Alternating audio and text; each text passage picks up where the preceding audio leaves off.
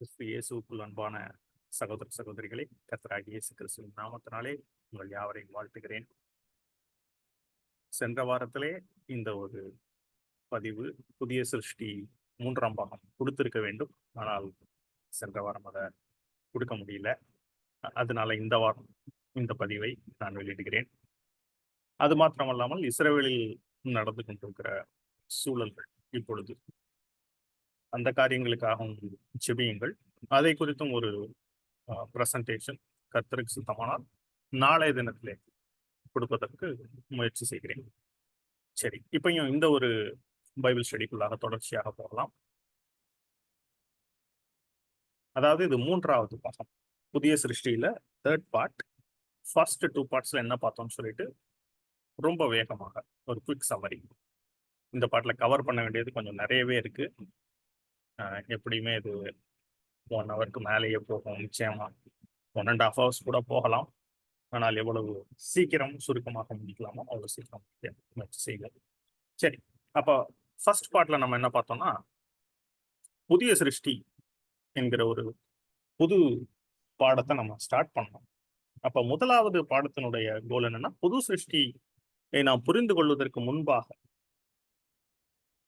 அதற்கு முன்பாக எதை நாம புரிந்து கொள்ள வேண்டும் என்று சொன்னால், பழைய சிருஷ்டியை நாம் நன்றாக புரிந்து கொள்ள வேண்டும்.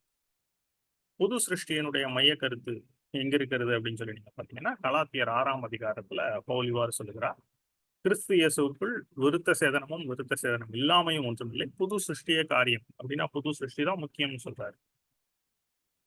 புது சிருஷ்டி என்பது என்ன என்று சொல்லும் பார்க்கும் பொழுது 2 கொரிந்தியர் 5:17 ஒருவன் கிறிஸ்துவுக்குள் இருந்தால், அப்ப கிறிஸ்துவுக்குள்ளதான் ஒருத்தர் இருக்கும் பொழுது புது சிருஷ்டியா இருக்கிறான், பழையவர்கள் ஒழிந்து போயினா எல்லாம் புதிதாயின்.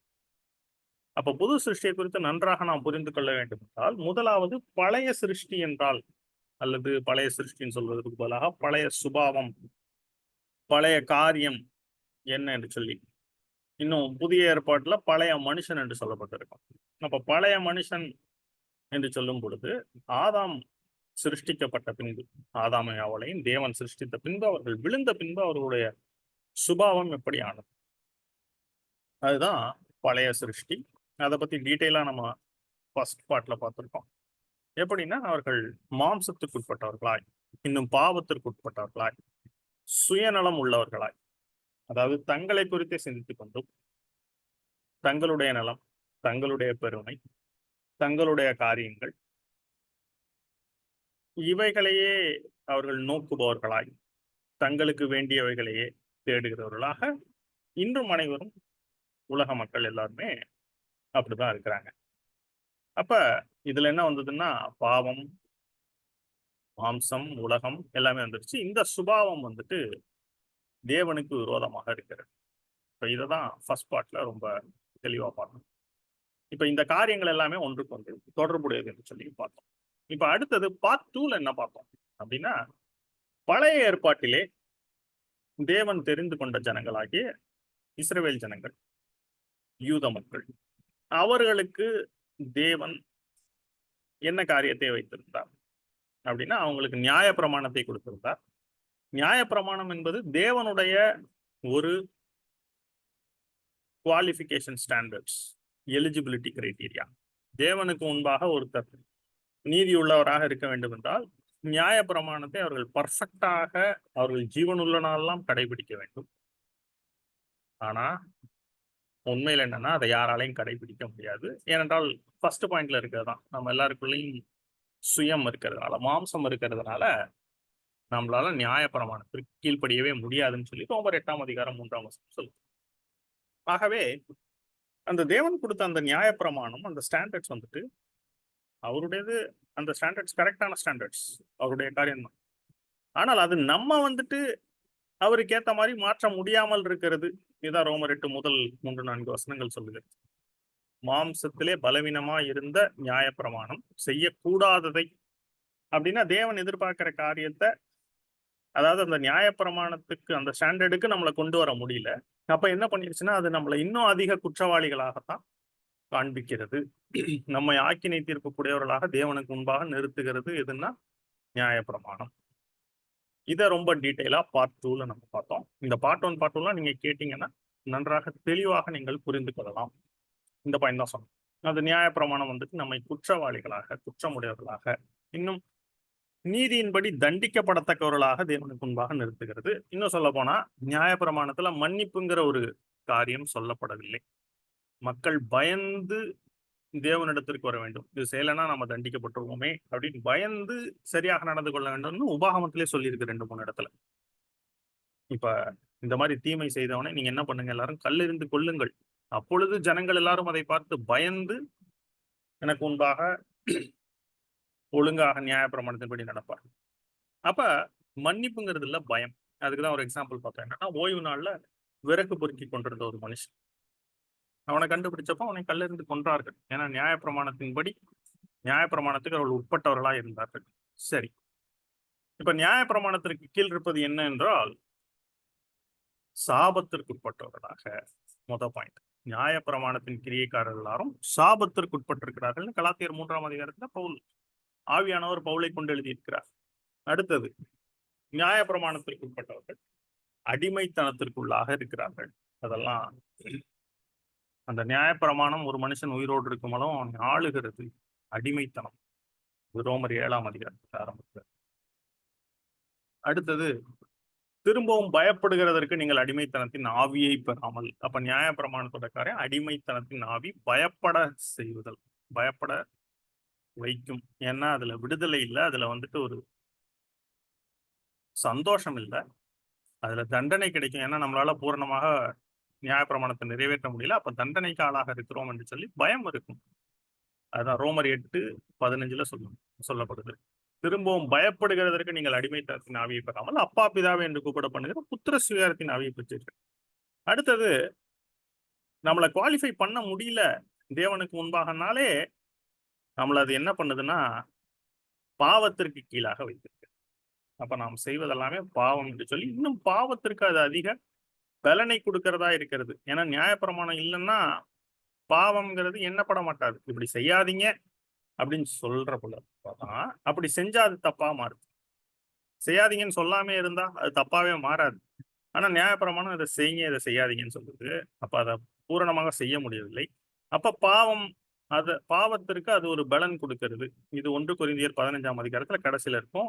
மரணத்தின் கூர் பாவம், பாவத்தின் பலன் நியாயப்பிரமாணம். Strength of sin is law. அப்படின்னா நியாயப்பிரமாணம் பாவத்திற்கு பலனை கொடுக்கிறது. நோ டெலிவரன்ஸ், ஆனா விடுதலை கொடுக்க முடியவில்லை. இது அப்போஸ்தலர் 14ஆம் அதிகாரத்துல இருக்கு. மன்னிக்கவும், 13 நினைக்கிறேன். அந்த வசனத்தை படிக்கலாம். எல்லாத்தையும் தெளிவாக நீங்கள் புரிந்து உணர்ந்து கொள்ள வேண்டும் என்பதற்காக தான் மீண்டும் மீண்டும் நேரமானாலும் கூட பரவாயில்ல அப்படின்னு சொல்லி மீண்டும் மீண்டும் இந்த காரியத்தை சொல்லுகிறேன்.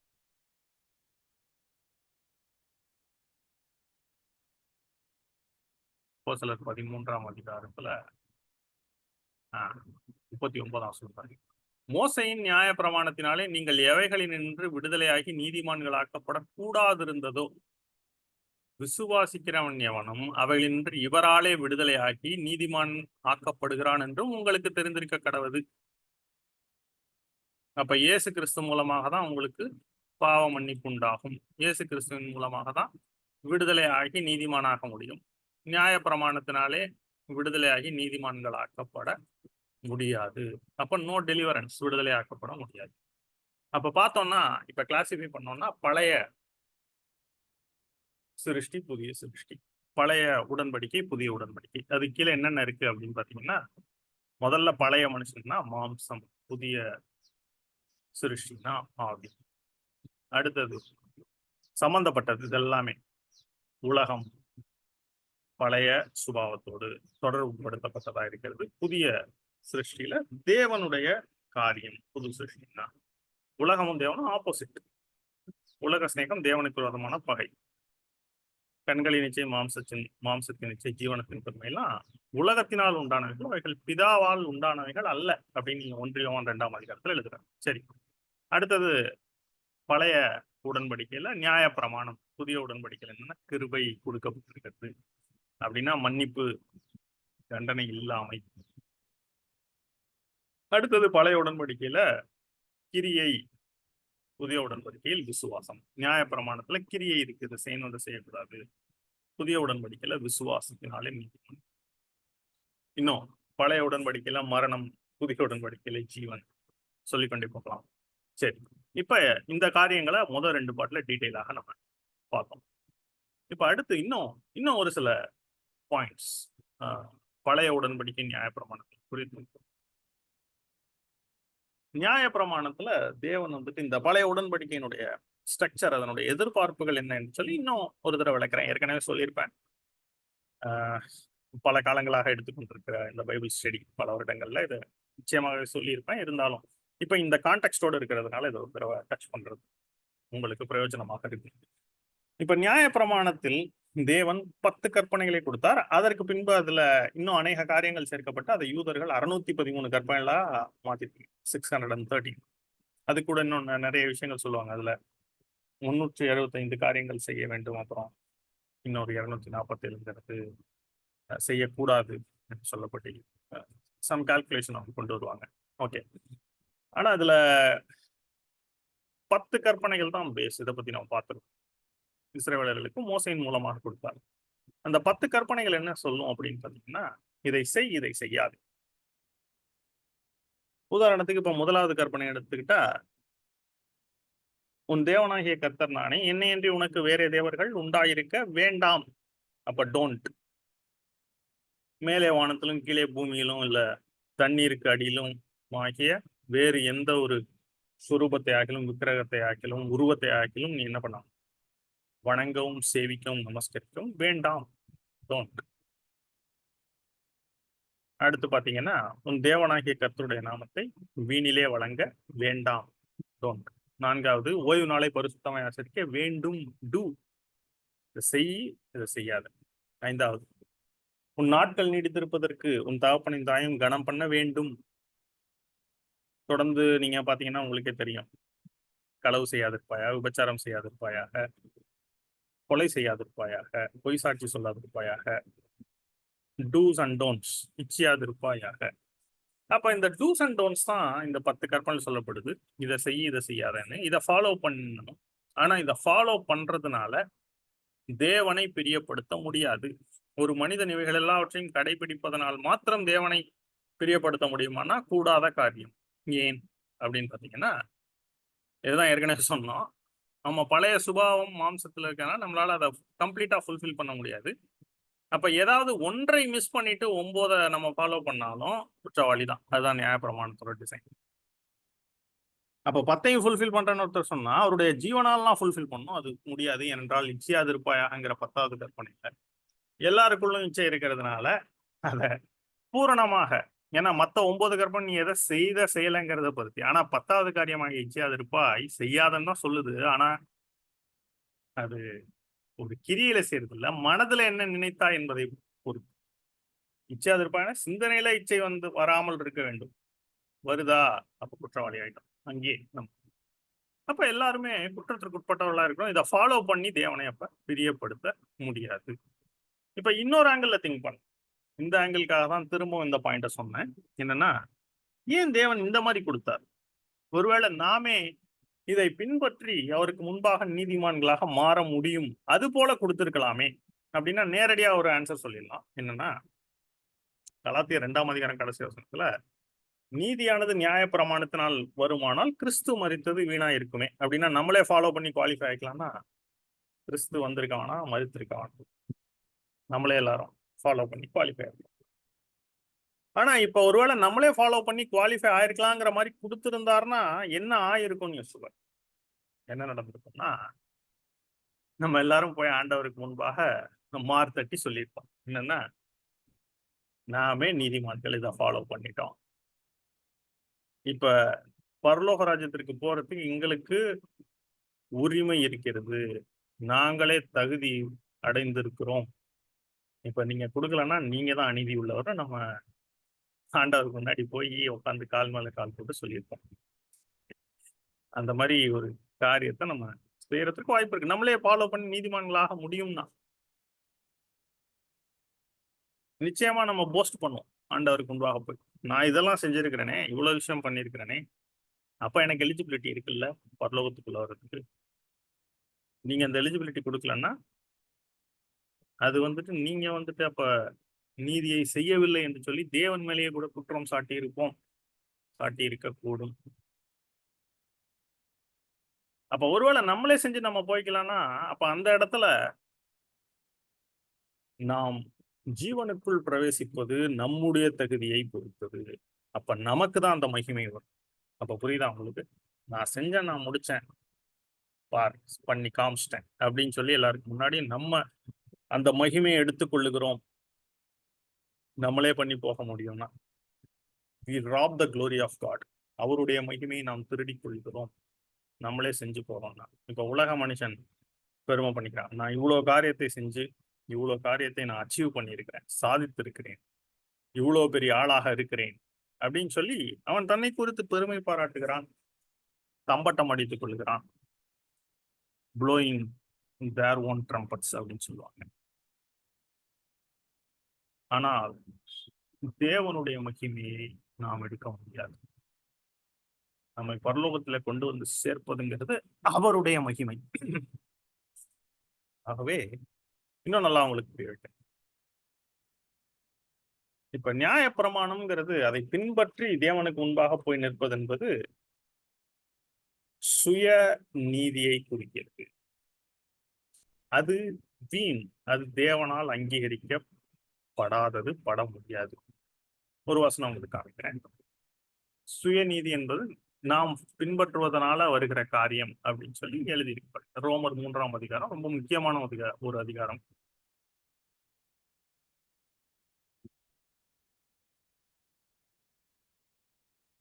இப்படி இருக்க நியாயப்பிரமாணம் இல்லாமல் தேவ நீதி வெளியாக்கப்பட்டிருக்கிறது. அப்படின்னா நியாயப்பிரமாணம் இல்லாம தான் தேவ நீதி வரும். சுயநீதி ஓகே இங்க வராது. பிலிப்பியர் 3ஆம் அதிகாரத்துல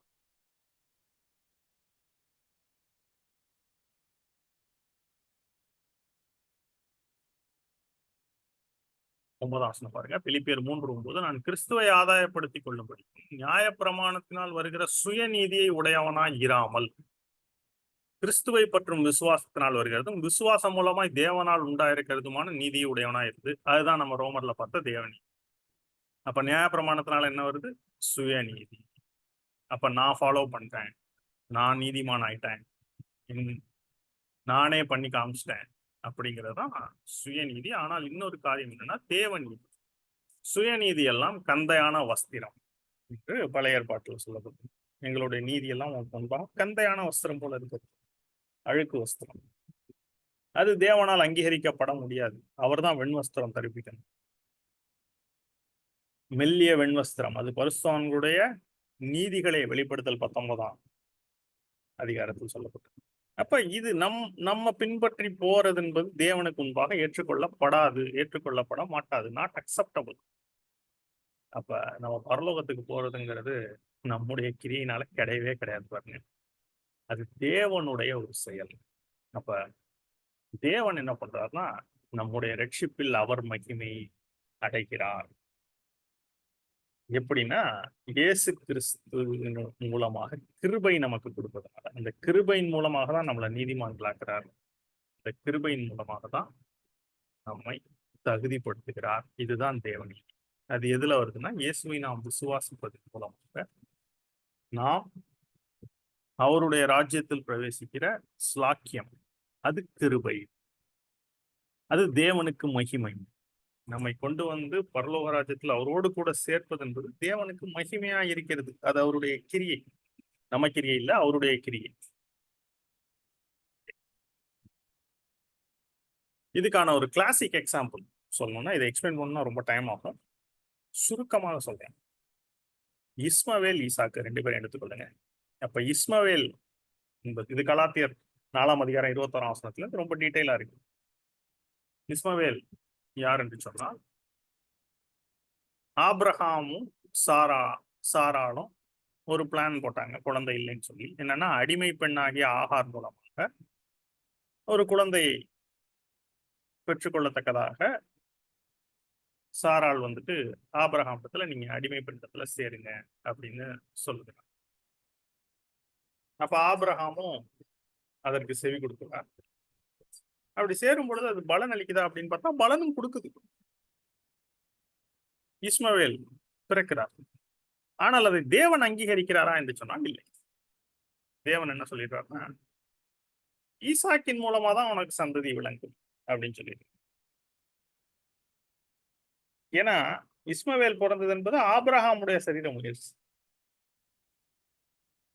அதனாலதான் ஆதியாமம் 17ஆம் அதிகாரத்துல வந்து சொல்லும் பொழுது, ஆபிரகாம் வருகிற வருஷத்திலே குறித்த காலத்திலே சாராள் பெறப்போகிற ஈசாக்கினிடத்தில் என் உடன்படிக்கை ஏற்படுத்துவேன்னு சொல்லும் பொழுது ஆபிரகாம் சிரிக்கிறார்.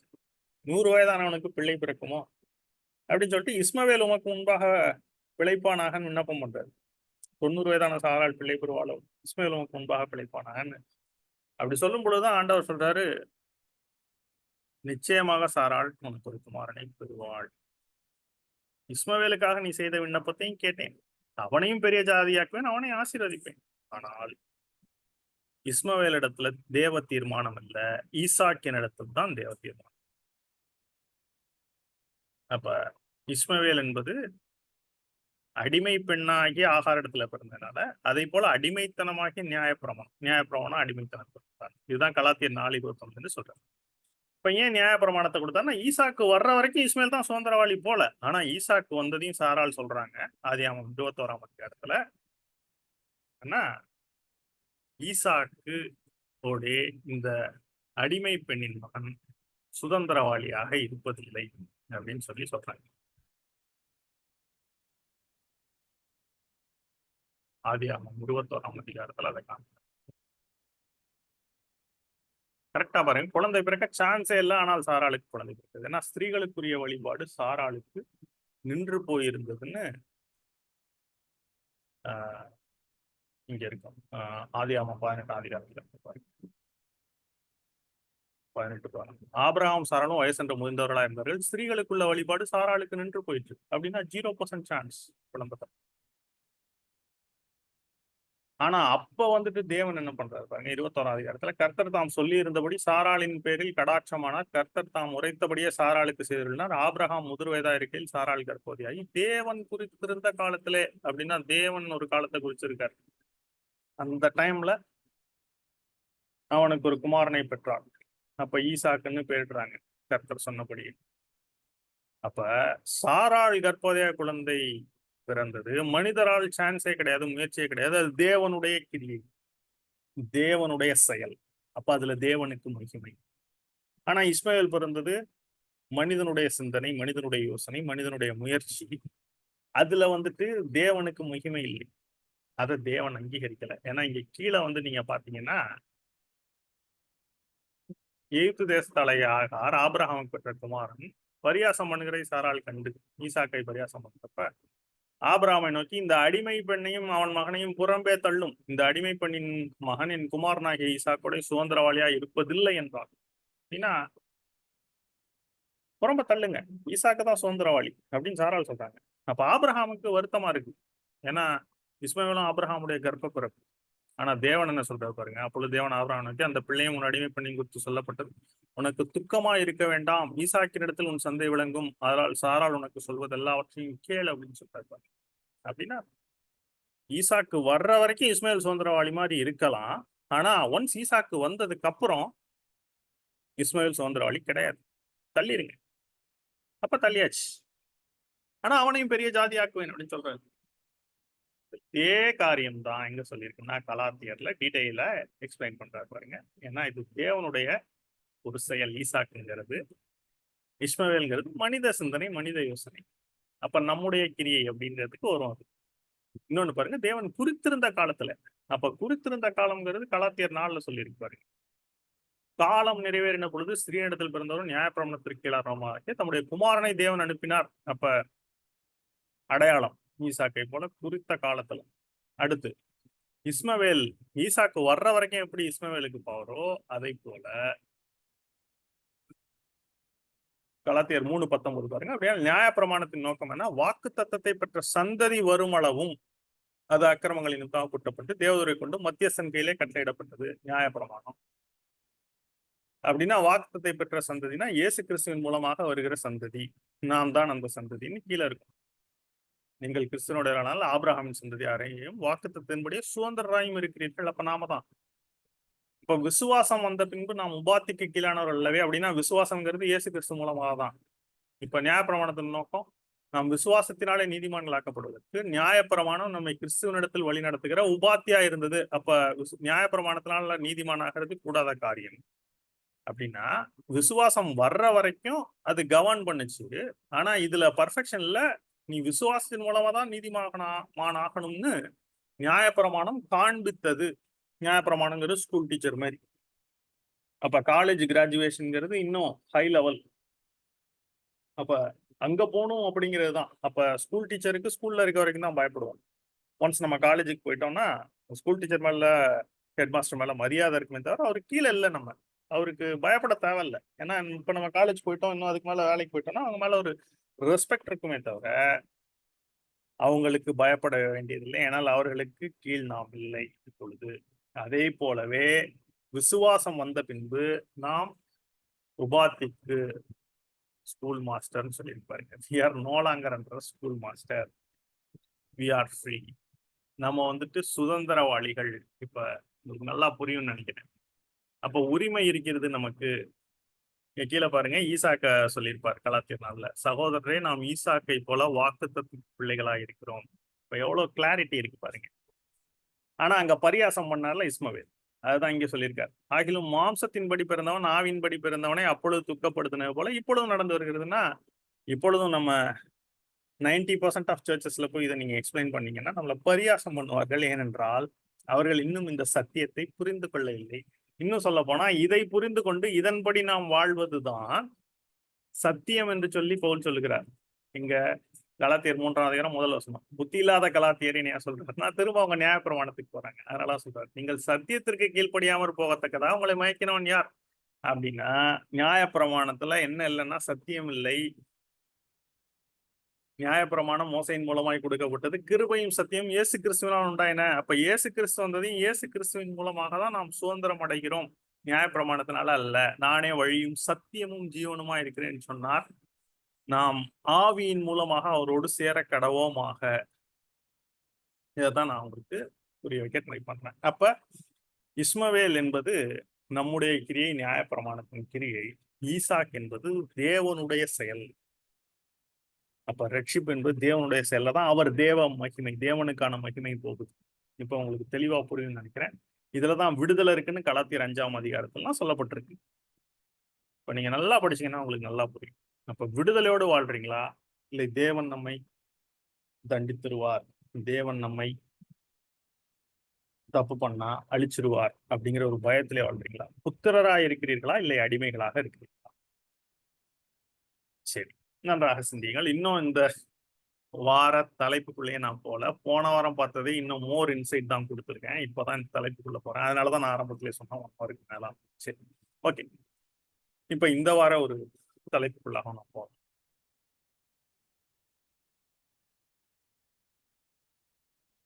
ஒரே நிமிடம்.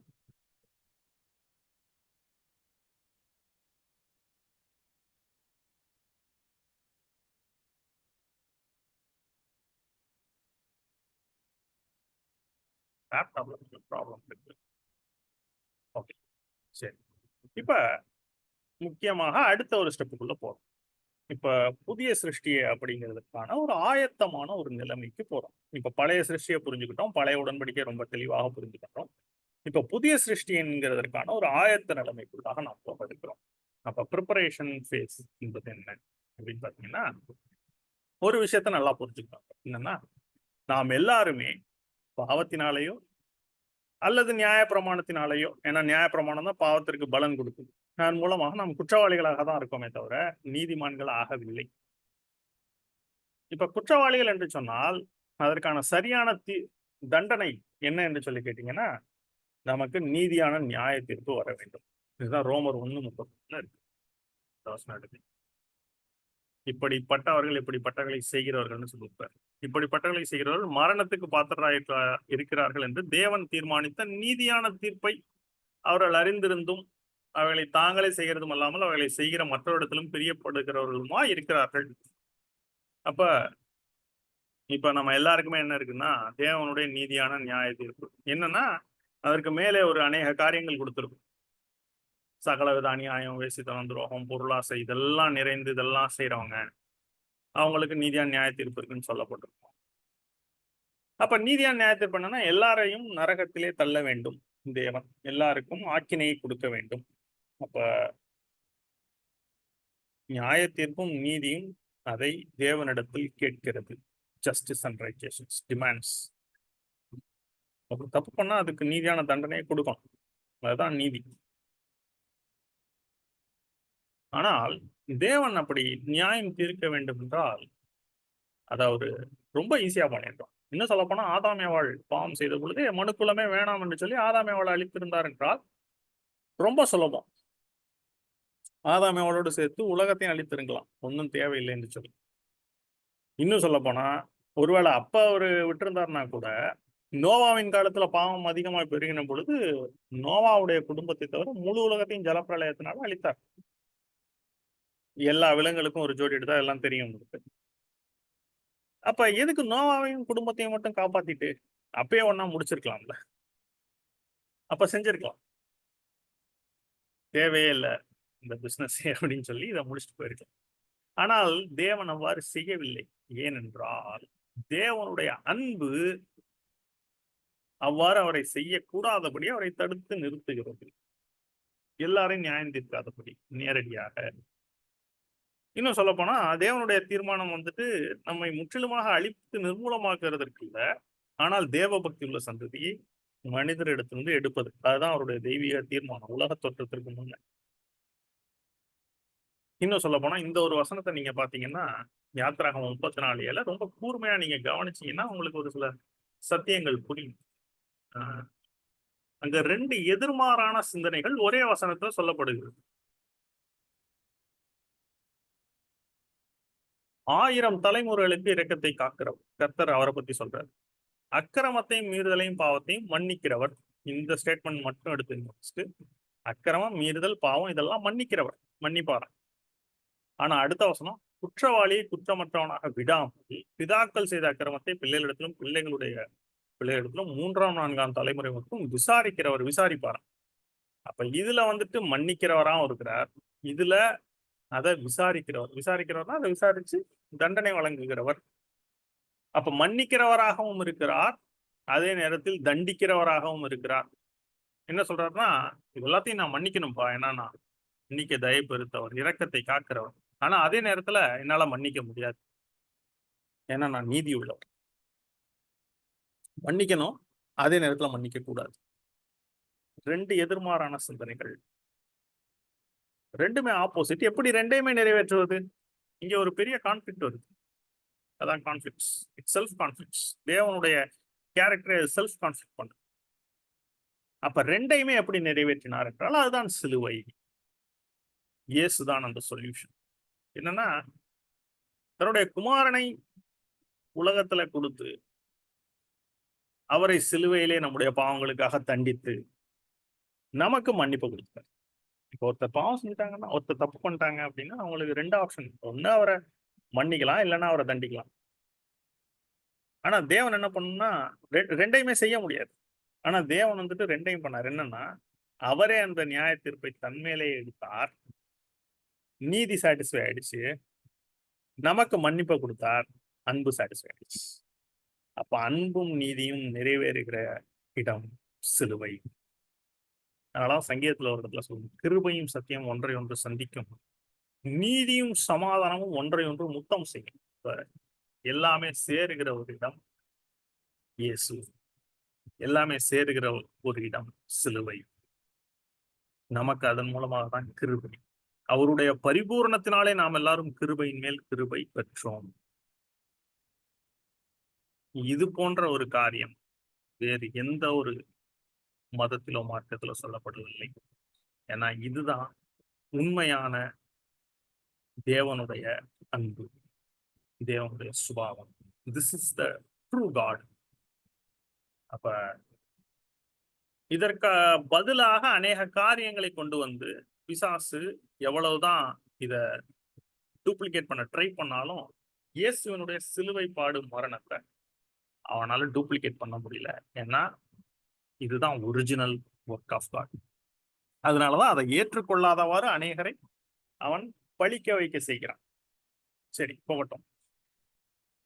அப்ப உங்களுக்கு நேரம் தேவனுடைய அந்த ஒரு சொல்யூஷன், காட்ஸ் சொல்யூஷன், அவருடைய தீர்வு தெளிவாக புரிந்திருக்கும். இயேசுதான் அந்த தீர்வு.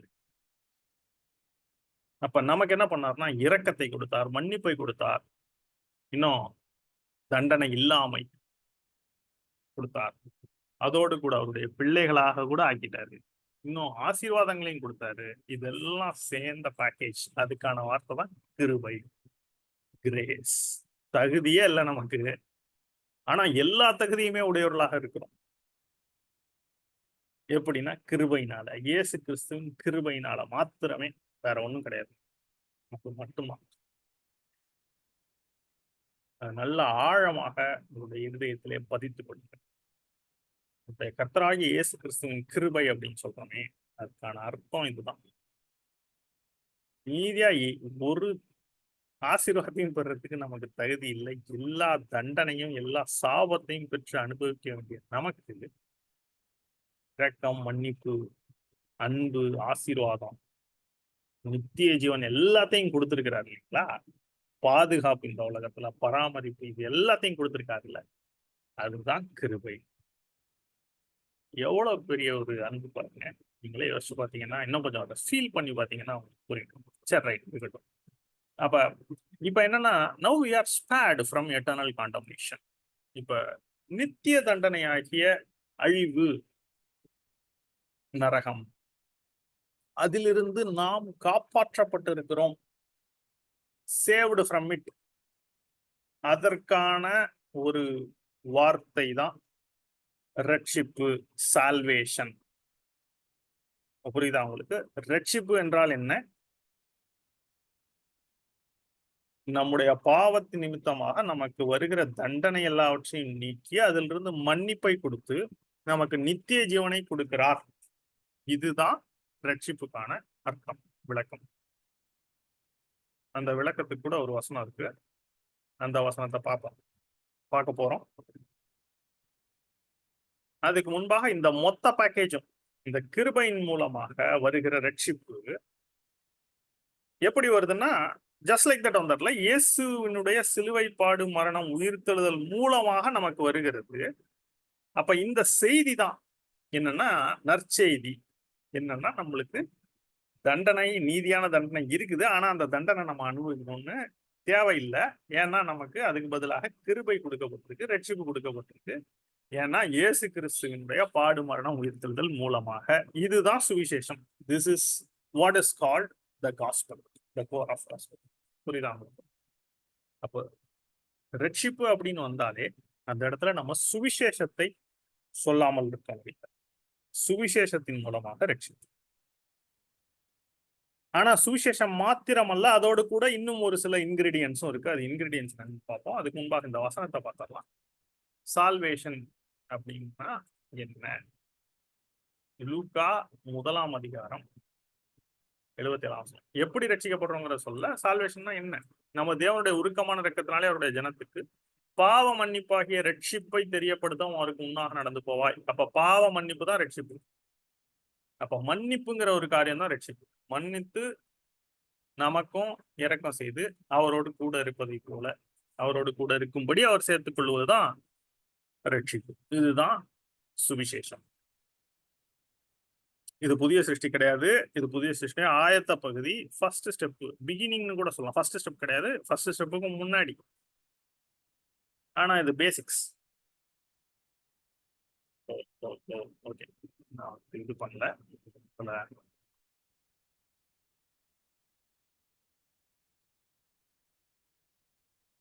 சிஸ்டத்துல ஒரு சில ப்ராப்ளம்ஸ்னால சரியாக வரமாட்டேங்குது.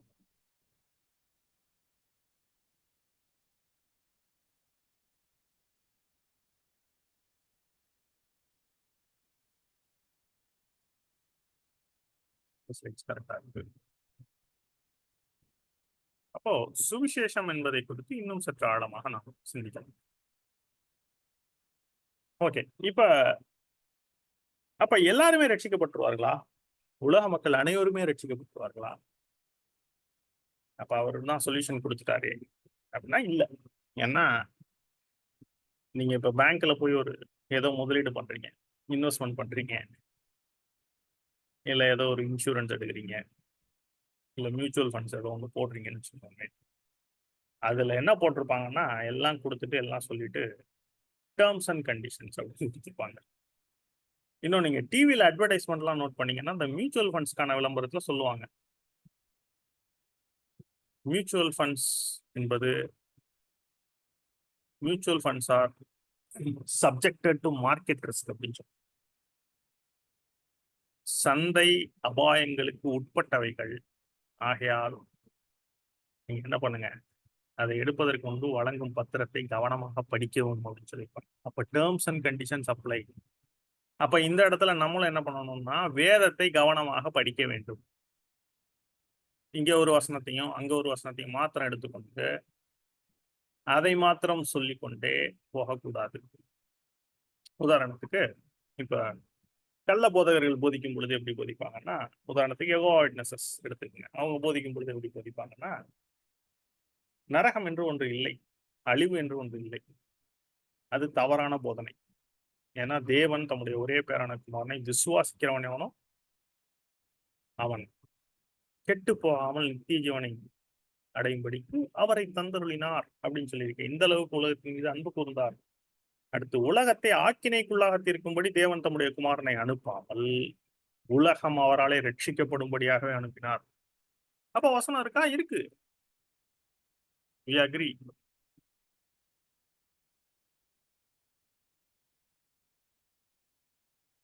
ஆனால் அந்த இடத்துல அதோட அந்த வசனம் நிக்கிதானா? கிடையாது. அதுதான் பிரச்சனை. அந்த வசனத்தை மட்டும் காமிச்சிட்டு என்ன சொல்லுவாங்க, உலகத்தை ஆக்கினைக்குள்ளாக தீர்க்கும்படி தேவன் தம்முடைய குமாரனை உலகத்தில் அனுப்பாமல் அவராலே உலகம் ரட்சிக்கப்படுவதற்காக அவரை அனுப்பினார். இந்த இடத்துல ஸ்டாப் பண்ணிடுவாங்க. ஸ்டாப் பண்ணிட்டு என்ன சொல்லுவாங்கன்னா, அப்ப ஆக்கினைக்குள்ள தீர்க்கும்படி அனுப்பலப்பா, அவரை ரட்சிக்கப்படதான் அனுப்பினார், அப்ப எல்லாரும் ரட்சிக்கப்படுவார்கள் அப்படின்னு சொல்லி தவறான போதனைகளை உள்ளே புகுத்துவார்கள். அப்ப அடுத்த வசனத்தையும் படிக்கணும், அதுக்கு அடுத்த வசனத்தை படிக்கணும். அவரை விசுவாசிக்கிறவன் ஆக்கினைக்குள்ளாக தீர்க்கப்படான். கண்டிஷன் வந்துருச்சு பாருங்க, டேர்ம்ஸ் அண்ட் கண்டிஷன்ஸ் அப்ளை. இங்கேயே சொல்லியிருக்கு, ஒரே பேரான குமாரனை விசுவாசிக்கிறவன் எவனோ.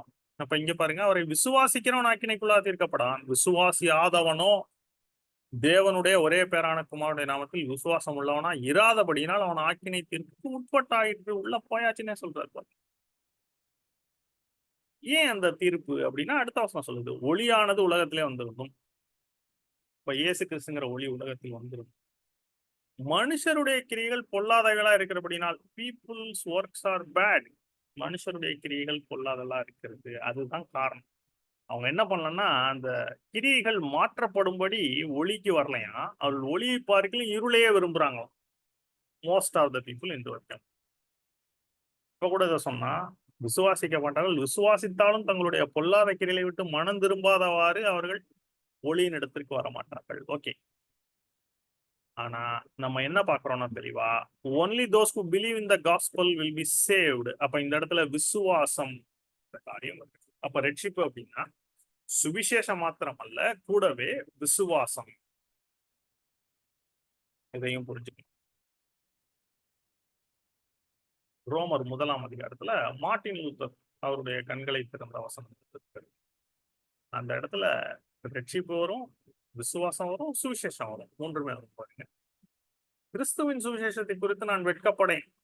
ஏன் பவுல் கிறிஸ்துவின் சுவிசேஷத்தை குறித்து வெட்கப்பட மாட்டேன் என்று சொல்கிறார்? ஏன்? ஏன்னா முன்பு யூதரிலும் பின்பு கிரேக்கரிலும் விசுவாசிக்கிறவனவனோ அவனுக்கு ரட்சிப்பு உண்டாவதற்கு அது தேவ பலனா இருக்கிறது. அப்ப விசுவாசிக்கிறவங்களுக்கு ரட்சிப்பு உண்டாகிறது, அது தேவ பலன் இருக்கிறது, சுவிசேஷம். அடுத்த வசனம் பாருங்க, இந்த வசனம் தான் மார்ட்டின் லூத்தரை தொட்ட வசனம். விசுவாசத்தினாலே நீதிமான் பிழைப்பான் என்று எழுதியிருக்கிறபடி, எங்க எழுதியிருக்குன்னா ஆபகுக்ல எழுதியிருக்கு. ஆபகுக் 2ஆம் அதிகாரத்துல விசுவாசத்தினாலே நீதிமான் பிழைப்பான் என்று எழுதியிருக்கிறபடி விசுவாசத்தினால் உண்டாகும் தேவ நீதி. விசுவாசத்தினாலதான் நமக்கு தேவ நீதி கிடைக்கிறது. தேவ நீதி விசுவாசத்திற்கென்று அந்த சுவிசேஷத்தினால் வெளிப்படுத்தப்படுது. அப்படின்னா விசுவாசமும் சுவிசேஷமும், சுவிசேஷத்தை விசுவாசிப்பது, அதன் மூலமாக இங்க பாத்தீங்கன்னா ரட்சிப்பு. அப்ப என்ன வந்துருச்சு, ரட்சிப்புன்னு பேசணும்னா சுவிசேஷம் வருது, விசுவாசம் வருகிறது. எபிரேயர் 2:6 ரொம்ப பாப்புலர் வசனம். 2:6, 2:8. கிருபையினாலே விசுவாசத்தை கொண்டு ரட்சிக்கப்பட்டீர்கள். பார்க்க போறோம் கடைசி ஸ்லைட்ல. அப்ப விசுவாசம் வேண்டும். சுவிசேஷத்தை விசுவாசிப்பதன் மூலமாக ரட்சிப்பு. ஆனா இந்த 2 விஷயம் மாத்திரம் இல்ல. அதாவது சுவிசேஷம், விசுவாசம் மாத்திரமல்ல ரட்சிப்புக்கு. சுவிசேஷத்தை எல்லாரும் கேட்கறாங்க. ஆனா எல்லாரும் விசுவாசிக்கிறாங்களான்னா கிடையாது. யார் விசுவாசிக்கிறாங்க அப்படின்னா, யாருடைய இருதயத்தில் பரிசுத்த ஆவியானவர் தம்முடைய கிரியை செய்கிறாரோ அவர்கள் விசுவாசிக்கிறார்கள். அப்ப அவங்க என்ன பண்றாங்கன்னா, விசுவாசிப்பதற்கு முன்பு ஒரு ப்ராசஸ் நடக்குது அவங்களுக்குள்ள. என்னன்னா, மனம் திரும்புதல், ரிப்பன்ட் அல்லது ரிப்பட்டன்ஸ். இந்த எல்லா டேர்ம்ஸும் ஒன்றோடொன்று தொடர்புடையவைகள். ஆனா எல்லாமே எதற்காகனா ரட்சிப்பிற்காக. உங்களுக்கு நல்லா விளங்கும்னு நினைக்கிறேன். இப்போ இது எல்லாவற்றையும் நீங்க தெரிஞ்சுக்கிறது ரொம்ப பிரயோஜனமா இருக்கும் உங்களுக்கு. மற்றவர்களுக்கு சொல்லுவதற்கும் சரி, உங்களுடைய ஆவிக்குரிய ஜீவிதத்துக்கும் சரி. அப்ப யாரை பரிசுத்த ஆவியானவர் இருதயத்திலே தொடுகிறாரோ, இப்ப அப்போஸ்தலர் 2ஆம் அதிகாரத்துல பேதுரு முதலாக பரிசுத்த ஆவியானவர் இறங்குகிற பொழுது அவர் சுவிசேஷத்தை பிரசங்கிக்கிறார். அந்த இடத்துல என்ன சொல்றாருன்னா, யூதர்களை பார்த்து சொல்றாரு, கர்த்தராகிய இயேசுவை நீங்கள் கொலை செய்வீர்கள். ஆனா அவர்தான் கிறிஸ்து. பழைய ஏற்பாட்டுல அவரை குறித்து தான் எல்லாம் பேசியிருக்கு. அவர் தான் உயிரோடு எழுந்திருப்பார் என்று சொல்லப்பட்டிருக்கிறது என்று சொல்லும் பொழுது, அதை கேட்கிற யாவரும் இருதயத்தில் குத்தப்பட்டார்கள். எடுத்து காமிப்பேன், டைம்ல நல்லா வேணாம். நீங்க படிங்க, இருக்கும் டீட்டெயிலா. இருதயத்தில் குத்தப்பட்டவர்களை நாங்கள் என்ன செய்ய வேண்டும் அப்படின்னு கேட்கிறாங்க. அதுதான், நீங்கள் மனம் திரும்பி இயேசு கிறிஸ்துவின் நாமத்தாலே ஞானஸ்நானம். அப்ப மனம் திரும்புதல், ரிப்பன்டன்ஸ். ஆனா இந்த சுவிசேஷத்தை கேட்கிறவங்க தான் பரிசுத்த ஆவியானவரால தொடப்பட முடியும். கேட்கிற எல்லாரும் தொடப்பட மாட்டாங்க. ஆனா கேட்கிறவங்க தான் தொடப்பட முடியும். கரெக்டா? அதனாலதான் சுவிசேஷத்தை அறிவிக்க வேண்டும். சுவிசேஷகருடைய வேலை என்னன்னா, இயேசு கிறிஸ்துவை பற்றிய நற்செய்தியை அறிவிக்க வேண்டும். அதே நேரத்தில் கேட்கிற எல்லாரும் அதற்கு கீழ்ப்படிய மாட்டார்கள். ஆனால் தேவன் யாரை தெரிந்து கொள்கிறாரோ அவர்கள் கீழ்ப்படிவார்கள். அந்த யாரார் தெரிந்து கொண்டு கீழ்ப்படுகிறாங்க பாத்தீங்களா, அவங்க யாருன்னு நமக்கு தெரியாது முன்னாடியே. நம்ம விதைக்கிறவன் எல்லாருக்கும் தான் விதைக்கிறார். ஆனா எந்த இருதயம் நல்ல இருதயமாக இருக்கிறதோ, யாரை பரிசுத்த இருதயத்தை தொடுகிறாரோ, யார் உணர்த்துவிக்கப்படுகிறார்களோ அவர்கள் மனம் திரும்புவார்கள், சுவிசேஷத்தை விசுவாசிப்பார்கள், ரட்சிப்படைவார்கள். அதற்காக தான் பிரசங்கிக்கணும் சுவிசேஷத்தை. சுவிசேஷத்தை பிரசங்கிக்கணும்னா ஒண்ணு நம்மளே பிரசங்கிக்கணும். ஆனா எல்லாரும் போய் பிரசங்கிக்க முடியாது. ஆனால் பிரசங்கிக்கிறவர்களை அனுப்ப வேண்டும். அவர்களுடைய தேவைகளை சந்திக்க வேண்டும். இந்த டீடைலிங் ப்ராசஸ் கொடுத்திருக்கிறதுங்கன்னா ரோமர் 10:9-17. இந்த எல்லாத்தையுமே டீடைல் பண்றார் பவுல் அப்போஸ்தலன். ஆவியானவர் பவுல் அப்போஸ்தலன் மூலமாக சொல்கிறார். எப்படி ரட்சிக்கப்படுவோம்ல இருந்து ஆரம்பிச்சு சொல்றாரு பாருங்க. ரோமர் 10:9 என்னவென்றால், கர்த்தராகிய இயேசுவை நீ உன் வாயினாலே அறிக்கையிட்டு. இது டிரான்ஸ்லேஷன் தப்பு, கேஜேவிலையும் தப்பு. கரெக்டான பொருள் என்னன்னா, இயேசுவை கர்த்தர் என்று நீ உன் வாயினாலே அறிக்கை. If you confess Jesus as Lord, வாயினால அறிக்கை செய்யணும் இயேசுவை கர்த்தர்னு. அடுத்தது, தேவன் அவரை மரித்தோரிலிருந்து எழுப்பினார் என்று உன் இருதயத்திலே விசுவாசித்தால் ரட்சிக்கப்படுவாய். இப்ப இயேசு நம்முடைய பாவங்களுக்காக மரித்து உயிரோடு எழுந்தார்னு சொல்லி இருதயத்துல விசுவாசிக்கணும். தேவன் அவரை மருத்துவம் சொல்லி வாயினாலே இயேசுவை கர்த்தர், இயேசுவை என்னுடைய கர்த்தராக இரட்சகராக ஏற்றுக்கொள்கிறேன் அறிக்கை செய்தால் என்ன நடக்குமா? நீதி உண்டாக இருதயத்திலே விசுவாசிக்கப்படும், ரட்சிப்பு உண்டாக வாயினாலே அறிக்கப்படும். அப்ப ஜீவனும் மரணமும் நாவின் அதிகாரத்தில் இருக்கும். அப்ப நீங்க வாயினால சொல்ற அறிக்கை தான் உங்களுக்கு ஜீவன், ரட்சிப்பு. இன்னும் பவுலும் சீலாவையும் அப்போஸ்தலர் 16ஆம் அதிகாரம், பவுலும் சீலாவையும் கொண்டு போய் சிறைச்சாலை அடைச்சு வைக்கிறாங்க. அவங்க நல்லா பாட்டு பாடி துதிக்கும் பொழுது, தேவதன் வந்து விலங்குகளை விடுதலை செய்யும் பொழுது, அங்க இருக்கக்கூடிய அந்த போர்ச்சேவன் என்ன பண்றான்னா, அங்க இல்லைன்னு சொல்லி தன்னை கொலை செய்து கொள்ள போகிறான், தற்கொலை. ஆனா பவுலும் சீலாவும் உனக்கு ஒன்றும் பண்ணிக்காத, நாங்க இங்கேதான் இருக்கோம் அப்படின்னு சொல்லும் பொழுது, அவங்கள வீட்டுக்கு கூட்டு போய் என்ன பண்றான்னா, அவங்களுடைய காயங்கள்லாம் கழுவிட்டு சொல்லும் பொழுது, அப்ப அவனோட இருதயத்துல உணர்வு, சகோதரர் ரட்சிக்கப்பட நான் என்ன செய்ய வேண்டும் அப்படிங்கும் பொழுது ஸ்ட்ரெயிட் ஆன்சர் சொல்றார் பவுல். கர்த்தராகிய இயேசு கிறிஸ்துவை விசுவாசி, அப்பொழுது நீயும் உன் வீட்டாரும் ரட்சிக்கப்படுவீர்கள். அப்ப விசுவாசத்தின் மூலமாக ரட்சிப்பு. கர்த்தராகிய இயேசுவை விசுவாசிப்பதன் மூலமாகவே ரட்சிப்பு. சரி, அடுத்து அவரை விசுவாசிக்கிறவனான அவன் வெட்கப்படுவதில்லை என்று வேதம் சொல்லுகிறது. அப்ப நாம இயேசுவை விசுவாசித்திருக்கிறோம், நாம வெட்கப்பட்டு போக மாட்டோம். எப்பன்னா நியாய தீர்ப்பு நாள்ல. சரி, யூதர் என்றும் கிரேக் என்றும் வித்தியாசமே இல்லை, எல்லாருக்கும் கர்த்தரானவர் தம்மை தொழுது கொள்வதற்கு ஐஸ்வர்ய சம்பன்னராக இருக்கிறார். ஆனால் கர்த்தருடைய நாமத்தை தொழுது கொள்ளுகிற எவனும் ரட்சிக்கப்படுவான். whoever worship the name of the Lord Jesus அப்படிங்கிற அந்த நாமத்தை தொழுது கொள்ளுகிற எவர்களும் ரட்சிக்கப்படுவார்கள் வேதம் சொல்லுது. அடுத்து அவரை விசுவாசியாதவர்கள் எப்படி அவரை தொழுது கொள்வார்கள் அப்படின்னா, விசுவாசிக்கணும், விசுவாசத்தான தொழுது கொள்ள முடியும். அவரை குறித்து கேள்விப்படாதவர்கள் எப்படி விசுவாசிப்பார்கள்? அப்ப அவரை பத்தி தெரியவே தெரியாதுன்னா, சுவிசேஷத்தை கேட்கவே இல்லை அப்படின்னா எப்படி கேள்விப்படுவாங்க? இதான் நாங்க சொன்னது. அப்ப பிரசங்கிக்கணும், பிரசங்கிக்கிறத கேட்கணும், கேட்கிறவங்க ஹிருதயத்துல ஆவியான கிரியை செய்யறவங்க விசுவாசிப்பாங்க, விசுவாசிக்கிறவங்க தொழுது கொள்வாங்க, தொழுது கொள்ளும் ரட்சிக்கப்படுவார்கள். அப்ப பிரசங்கிக்கிறவங்க இல்லைன்னா எப்படி கேள்விப்படும்? அப்ப போய் எல்லாத்தையும் சொல்லும். அடுத்து அனுப்பப்படாவிட்டால் எப்படி பிரசங்கிப்பார்கள்? அப்ப போய் சொல்றவங்களுக்கு அவர் முழு நேரமாக அந்த சுவிசேஷ வேலையை செய்யறவருடைய தேவைகளை சந்திக்க வேண்டும், அவர்களை அனுப்பணும். அதற்காக நம்முடைய பொருளை, நம்முடைய காணிக்கைகளை, தசமபாகங்களை, அந்த அந்த பங்குகளை அவர்களுக்கு கொடுக்கணும், அனுப்பணும். அவர்கள் சமாதானத்தை கூறி நற்காரியங்களை சுவிசேஷமாக இருக்கிற பாதங்கள் எவ்வளவு அழகான என்று எழுதியிருக்கிறது. இந்த பாயிண்ட் பாருங்க. ஆனாலும் சுவிசேஷத்துக்கு எல்லாரும் கீழ்ப்படியவில்லை, கேட்கிற எல்லாரும் கீழ்ப்படிய மாட்டாங்க. அப்போஸ்தலரே நீங்க பாத்தீங்கன்னா ஒன்று போலதான் சுவிசேஷம் சொல்லுவார், சிலர் விசுவாசிப்பார்கள், சிலர் விசுவாசிக்க மாட்டார்கள். கடைசியா பாருங்க, விசுவாசம் கேள்வியினாலே வரும். கேள்வினா என்ன ஏதுன்னு கேட்கிற கொஸ்டின் கிடையாது, ஹியரிங், காது கொடுத்து கேட்கறது தான் கேள்வி. அப்ப வசனத்தை கேட்க வேண்டும். கேள்வி தேவனுடைய வசனத்தினாலே வரும். இப்ப நீங்க என்ன பண்றீங்க? இந்த வார்த்தைகளை கேட்டுக்கொண்டிருக்கிறீர்கள். ஜீவன் வசனம் இதை கேட்க கேட்க கேட்க உங்களுக்கு விசுவாசம் பெருகும். தேவனுடைய வசனத்தை கேட்பதனாலே நீங்க ரட்சிப்புல நிலைத்திருப்பீர்கள். இப்ப எவ்வளவு பெரிய சத்தியம் பாருங்க. இப்ப நீங்க இதுல 1 hour 1.5 hours நீங்க ஸ்பெண்ட் பண்றீங்கன்னா அது உங்களுக்கு வேஸ்ட் கிடையாது, நித்தியத்திற்கு உங்களுக்கு பிரயோஜனமா இருக்கிறது. ஏன்னா வேத வார்த்தைகளை தான் இங்கே போட்டு. சரி, ஓகே. ஆனா சுவிசேஷம் என்பது என்ன? அந்த ஏற்கனவே சொல்லிட்டோம் போனதுல.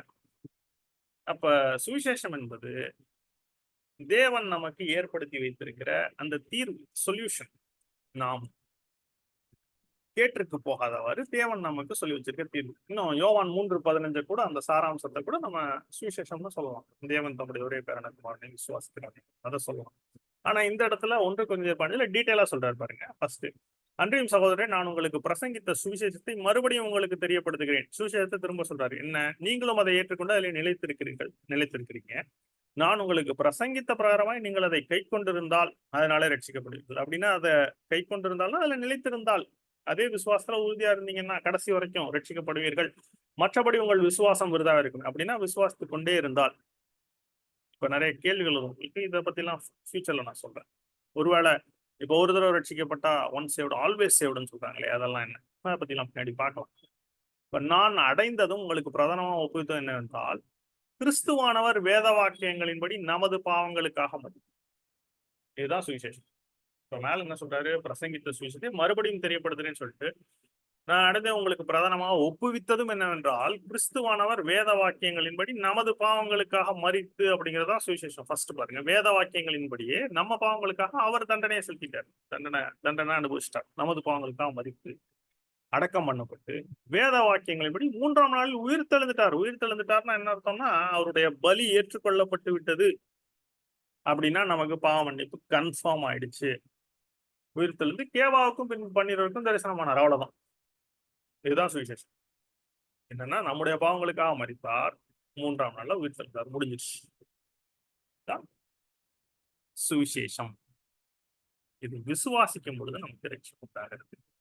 Jesus died for our sins and rose from the dead on the third. சரிங்களா? அப்ப சுவிசேஷம் என்றால் என்ன? அதுதான் இதோட தலைப்பு. அதை பிரசங்கிக்கணும். ஆனா கேட்கிற எல்லாருமே அதற்கு கீழ்ப்படிய மாட்டாங்க. ஆனா பிரசங்கிச்சாதான் கேள்வியே படுவாங்க, அதை கேட்பாங்க, அது தெரியும். அதற்காக தான் பிரசங்கிக்கணும். ஏன்னா அதன் மூலமாக தான் ரட்சிப்பு உண்டாகிறது. ஆவியானவர் யார் விதத்துல ஒர்க் பண்ணுவார் அப்படிங்கிறது நமக்கு தெரியாது. இதனுடைய கோர் தான் என்ன, சாராம்சம் தான் என்ன? ரட்சிப்பு. இதுதான் இந்த வசனம் தான் ஏற்கனவே உங்களுக்கு காமிச்சோம். பாவ மன்னிப்பாகிய ரட்சிப்பு, லூக்கா 1:27. சரி, இப்ப மனம் திரும்புதல் அப்படிங்கிற ஒரு காரியம். மனம் திரும்புதல் என்பது என்ன? சுவிசேஷத்தை கேட்கும் பொழுது ஆவியானவர் இருதயத்துல செய்யற கிரியை என்னன்னா, நாம் பாவிகளா இருக்கிறோம், தேவனுடைய தண்டனைக்கு உகந்தவர்களா இருக்கிறோம்ங்கிற அந்த உணர்வு, அந்த உணர்வு யாருக்கு வருதோ, அந்த உணர்வு இப்ப எனக்கு வந்தது அப்படின்னா நான் மனம் திரும்புகிறேன். அந்த உணர்வு பூர்வம் வந்துட்டா, அப்ப எனக்கு வேற வழியே இல்லையே, நான் தண்டனைக்கு போக வேண்டுமே, அப்ப இதுல இருந்து என்ன தீர்வு, அதை நான் என்ன செய்யணும் அப்படிங்கிறது. இப்ப இந்த ஸ்டெப் தான் பார்த்தோம். when people hear gospel, the Holy Spirit convicts their hearts. உணர்வுள்ள இருதயம் உள்ளவர்கள் உணர்த்துவிக்கப்படுவார்கள். எல்லாரும் கிடையாது. அநேகர் கடின இருதயம் உள்ளவர்களாகி அவர்கள் இது தவறான ஏதோ சொல்றாங்க அப்படின்னு சொல்லிட்டு போயிடுவாங்க. இன்னும் இகழுவாங்க பேசுறவங்க. ஓகே, இது அப்போஸ்தலர் 17ஆம் அதிகாரத்துல பவுல் எல்லாத்தையும் இகழ்ந்தாங்க. மரித்தோரின் உயிர்த்தெழுதலை கேட்ட பொழுது அவனை இகழ்ந்தார்கள். சில பேர் இன்னொரு சமயம் நீ சொல்றதை கேட்போம் போயிட்டாங்க. ஆனா ஒரு 1-2 பேர் கொஞ்சம் பாப்புலரான ஆட்கள் விசுவாசித்தார்கள். டயானாங்கிறவங்க, அப்புறம் அப்போஸ்தலர் 17 கடைசி வசனத்துல வரும். சரி, இப்ப ஆவியானவர் சிலரை உணர்த்துவிக்கிறார், அப்ப விசுவாசிக்கிறாங்க. அதான் கடின இருதயம் உள்ளவர். Hard hearted are not convicted but those whom God identifies. இன்னும் சில கடின இருதயம் உள்ளவர்களையும் தேவன் வந்துட்டு என்ன பண்றாரு, உடைக்கிறார். உடைத்து அவர்களை மனம் திரும்ப வைக்கிறார். But those whom God identifies hears. Repent அப்படின்னா என்னன்னா, realize that we are sinners and against God. அப்ப தேவனுக்கு எதிராளிகளாக இருக்கிறோம் அப்படிங்கிறத புரிஞ்சுக்கிற, ரியலைஸ் பண்ணும். அதோட எக்ஸாக்ட் மீனிங் என்னன்னா, ரியலைஸ் பண்ணி அதை உணர்ந்து பாவியாக இருக்கிறோம், தேவனுக்கு விரோதமாக அவருக்கு பிடிக்காத நிறைய காரியங்களை செஞ்சிருக்கோம், நம்ம இஷ்டத்துக்கு நடந்திருக்கிறோம்னு உணர்ந்து தேவனிடத்திற்கு திரும்புதல் அப்படிங்கிறதா repent. Turn to true God, மெய்யான தேவனிடத்திற்கு வருவது என்பதுதான் மனம் திரும்புதலுக்கான கிளியர் அர்த்தம். பார்த்துங்க, மனம் திரும்புதல் அப்படின்னா நான் இனி பாவமே செய்ய மாட்டேன் அப்படின்னு சொல்றது கிடையாது. நிறைய பேர் அதுதான் நினைச்சிட்டு இருக்காங்க. மனம் திரும்புதுன்னா நான் இவ்வளவு பாவம் செஞ்சுட்டேன் இவ்வளவு நாள் வரைக்கும், இனிமே நான் பாவமே செய்ய மாட்டேன் ஆண்டவர் என்ன ஆண்டவர்கிட்ட சொல்றதுதான் மனம் திரும்புதல் நிறைய பேர் நினைச்சுக்கிட்டு இருக்காங்க. அது கிடையாது. ஏனென்றால் நம்ம சொன்னாலும் சொல்லாட்டியும் ஒரு சில இடங்களில் நாம் தவறுவோம், நாம் பாவம் செய்வோம். இல்ல உங்களை யாராச்சும் சொல்றீங்களா, நான் பாவமே செய்யறது இல்லை பிரதர், எல்லாத்தையும் விட்டேன், ஒரு காலத்துல மனம் திரும்பிட்டேன், இப்ப ரொம்ப 100% பர்ஃபெக்டா இருக்கேன், 100% நீதியா இருக்கேன், 100% பரிசுத்தமா இருக்கிறேன், என்கிட்ட ஃபால்ட்டே இல்லை அப்படின்னு நீங்க யாராச்சும் சொன்னீங்கன்னா நீங்க எனக்கு கமெண்ட் பண்ணுங்க, நான் உங்கள்கிட்ட பேசுறேன். சரி, ரைட்டு, ஓகே. இப்ப டர்ன் டு ட்ரூ காட், இன்னும் சொல்ல போனா என்னையும் நான் இதுல சேர்த்துதான் சொல்றேன். நானும் குறைவுள்ள மனிதனே, எவ்வளவுதான் நான் போதிச்சாலும் இன்னும் மாம்சத்தில் வாழ்ந்து கொண்டிருக்கிறேன், இந்த சரீரத்துல வாழ்ந்து கொண்டிருக்கிறேன், இதனுடைய ஆசாபாசங்களுக்கு உட்பட்டவனாக இருக்கிறேன். இன்னும் சொல்ல போனா நான் மட்டும் இல்ல, எலியாவே அப்படிதான் என்று சொல்லி வேதமே சொல்லுகிறது. அதை உங்களுக்கு காண்பிக்க விரும்புறேன். சரி, Yakobu out of context little bit, ஆனா ஒரே வசனத்துல முடிச்சு திரும்பிடலாம். எலியாவை பற்றி இங்க யாக்கோபு எழுதுறப்ப, எலியா என்பவன் நம்மை போல பாடுள்ள மனுஷனா இருந்தும் மழை பெய்யாதபடிக்கு கருத்தாய் ஜெபம் பண்ணினா, அப்பொழுது 3 வருஷம் 6 மாதம் பூமியினால் மழை பெய்யவில்லை. இந்த இடத்துல இந்த பாடுள்ள மனுஷன் அப்படின்னு என்ன அர்த்தம்? நம்மள மாதிரி பாடி டயர்டா வரதை பத்தி சொல்றாரா, இல்ல சோர்வு வரதை பத்தி சொல்றாரா, இல்ல பாடுனா கை கால் வலி இதெல்லாம் பத்தி சொல்றாருன்னா கிடையாது. இங்கிலீஷ்ல படிச்சீங்கன்னா ரொம்ப நல்லா இருக்கும். Elias was a man subject to like passions as we are. அப்படின்னா like passions as we are. அதான் பாடுள்ள மனுஷன்னா இங்கிலீஷ்ல பேஷன்ஸ் சொல்லிருக்கு. அதான் கரெக்டான டிரான்ஸ்லேஷன் பாருங்க. லைக் பேஷன்ஸ் அப்படின்னா ஆசா பாசங்களுக்கு உட்பட்டவர்களாக, மாம்சத்தில் இருப்பவர்களாக எலியாவே இருந்தார். அப்போ எதுக்கு சொல்ல வரேன்னா, no one is perfect before God. இப்ப மனம் திரும்பிட்டேன், இன்னைக்கு நான் மனம் திரும்பிட்டேங்க, நாளையில இருந்து இன்னைக்கு மறிக்கிற வரைக்கும் நான் ஒரு பாவமும் செய்ய மாட்டேன்னு நான் சொன்னா என்னை விட பொய்யன் வேறு யாரும் இல்லை. அப்ப இப்ப ரிப்பன்ட் அப்படின்னா இனி பாவம் செய்யறேங்கிறது கிடையாது. அதுக்கு பதிலாக நான் தேவனிடத்திற்கு வருகிறேன்.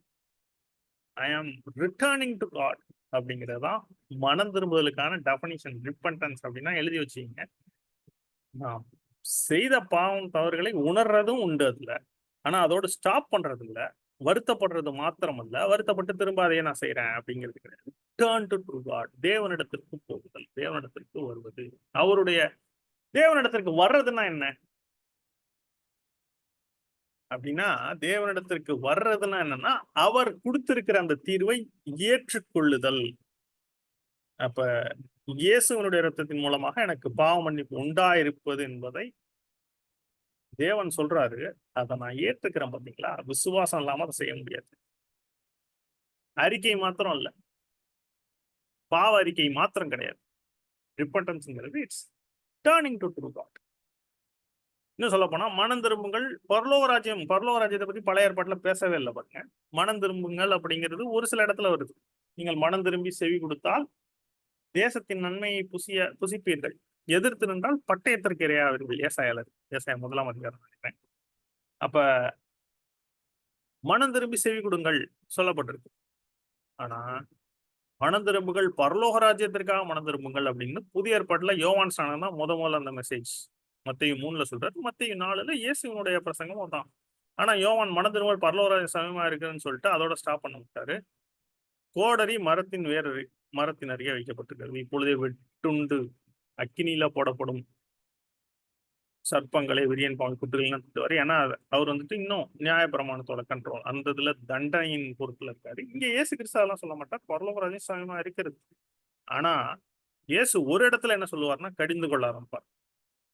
அதையும் சொல்லணும், இதை மட்டும் சொல்லக்கூடாது. ஒரு இடத்துல என்ன சொல்லுவாரு, கப்பர்நகுமே உனக்கு ஐயோ, தீரு சீதோனே உனக்கு ஐயோ. ஏன்னா நீ மனம் திரும்பல. சோதோம் குமோராவுக்கு போய் அவர்கள் அந்த ஜாதியார் வந்து குற்றம் சாட்டுவார்கள். ஏன்னா உன்னிடத்தில் செய்யப்பட்ட கிரியை எங்களிடத்தில் செய்யப்பட்டதான் நாங்க மனம் திருப்பி இருப்போம்னு சொல்லுவாங்க. ஏன்னா அவங்க மனம் திரும்பாமல் போனவர்கள். சரி, ஆனா மனம் திரும்புதல் என்ன? Turning to God, that is accepting Jesus. உங்களுக்கு தெளிவாக புரியும். சரி, உங்களுக்கு சந்தேகங்கள், டவுட்ஸ் இருந்தா நீங்க கமெண்ட்ல போட்டீங்கன்னா நான் உங்களுக்கு கிளாரிஃபை பண்ணேன் அடுத்தடுத்த பாடங்கள். அப்ப இந்த ஆர்டர் எப்படி ஒர்க் பண்ணுது பாருங்க. ஃபர்ஸ்ட் சுவிசேஷத்தை கேட்பது, அடுத்து ஆவியானவர் இருதயத்தில் கிரியை செய்வது, அதற்கடுத்து விசுவாசம் உண்டாகுதல், விசுவாசம் உண்டாகும் பொழுது மனம் திரும்புதல். மனம் திரும்பணும்னா விசுவாசம், மனம் திரும்ப எல்லாம் ஒன்றோட ஒன்று தொடர்புடையது. ஒன்று இல்லாமல் இன்னொன்று இருக்க முடியாது. அப்படி மனம் திரும்பும் பொழுது ரட்சிப்பு. புரியுதா உங்களுக்கு? அப்போ the order works like this. அப்ப இந்த ரெண்டு ஆர்டர் கூட மாத்திக்கலாம். ஹோலி ஸ்பிரிட் கன்விக்ட் ஆனது, ரிப்பன்டன்ஸ், தென் ஃபெய்த். ஆனா ஃபெய்த் இல்லாம ரிப்பன்ட் பண்ண முடியாது. அப்போஸ்தலர் 2ஆம் அதிகாரத்துல இதுதான். They heard and pricked at hearts. கேட்கறாங்க, இருதயத்தில் குத்தப்பட்டு நாங்க எழுதிருக்கோம். வாசிச்சு பாருங்க டீட்டெயிலா அந்த அதிகாரத்தை. அப்பதான் கேட்கறாங்க, they asked what to do, என்ன செய்ய வேண்டும். Peter told them to repent, get forgiveness. மனம் திரும்பி பாவ மன்னிப்புக்கென்று, அதான் ரட்சிப்புக்கென்று ஞானஸ்நானம் பெற்றுக்கொள்ளுங்கள். படிக்கலாம் அந்த வசனத்தை. சரி, ஸ்கிப் பண்ணலான்னு பார்த்தேன், இருந்தாலும் அதை சொல்ல வேண்டிய விஷயம் இருக்கு. இப்ப தீர்க்க தரிசனத்தெல்லாம் சொல்லி இயேசுதான் கிறிஸ்து அப்படின்னு சொல்லி ரொம்ப ஸ்ட்ராங்கா சொல்றாரு. இந்த இயேசுவை தேவன் எழுப்பினார், இதற்கு நாங்கள் எல்லாரும் சாட்சிகளா இருக்கிறோம் அப்படின்னு சொல்லி ரொம்ப கிறிஸ்டல் கிளியரா சொல்றாரு. சொன்ன உடனே பாருங்க, ஆகையால் நீங்கள் சிலுவையில் இருந்த இந்த இயேசுவையே தேவன் ஆண்டவரும் கிறிஸ்துவும் ஆக்கினார் அப்படின்னா அவங்க மேசியான்னு சொல்றாங்களே, இயேசுதான் அந்த மேசியா அப்படின்னு சொல்ற பொழுது அவங்க பாருங்க, இதை அவர்கள் கேட்ட பொழுது இருதயத்திலே குத்தப்பட்டவர்களாகி pricked in their hearts அப்படின்னா, அப்படி ஆகணும்னா ஆவியானவர் அவங்க இருதயத்துல ஒர்க் பண்ணும். இது மெயினா யூதர்களுக்கு அந்த டைம்ல. இப்ப கேட்கிறவங்களுக்கு அவர்கள் பாவிகள் என்று சொல்லி இருதயத்திலே குத்தப்பட்டவர்களாகி, அவங்களுக்கு இயேசுவை சிலுவையில் அறந்துட்டோன்னு குத்தப்பட்டார்கள். இப்ப கேட்கிறவங்க தாங்கள் பாவிகள் என்று இருதயத்திலே குத்தப்படும் பொழுது என்ன செய்ய வேண்டும் அப்படிங்கிற கேள்வி. அப்ப நீங்கள் மனம் திரும்பி repentance, turn to true God, repent, ஒவ்வொருவரும் பாவ மன்னிப்பு என்று இயேசு கிறிஸ்துவினாலே ஞானஸ்நானம் பெற்றுக்கொள்ளுங்கள். அப்ப தேவனிடத்திற்கு திரும்புறதா மனம் திரும்புதலா அப்படின்னு பார்த்தா நிறைய வசனங்கள் இருக்கு. அப்போஸ்தலர்லயே இருக்கு. அப்போஸ்தலர் 20ஆம் அதிகாரத்துல எபேசியர் அவங்கள்ட்ட சொல்றாரு பாருங்க, பிரயோஜனமா இருக்கிற ஒன்றையும் நான் உங்களுக்கு மறைத்து வைக்காமல் வெளியரங்கமாக வீடுகள் தோறும் உங்களுக்கு பிரசங்கித்து. அதாவது எபேசு நாட்டின் மூப்பொருளை கூப்பிட்டு சொல்றாரு பவுல்.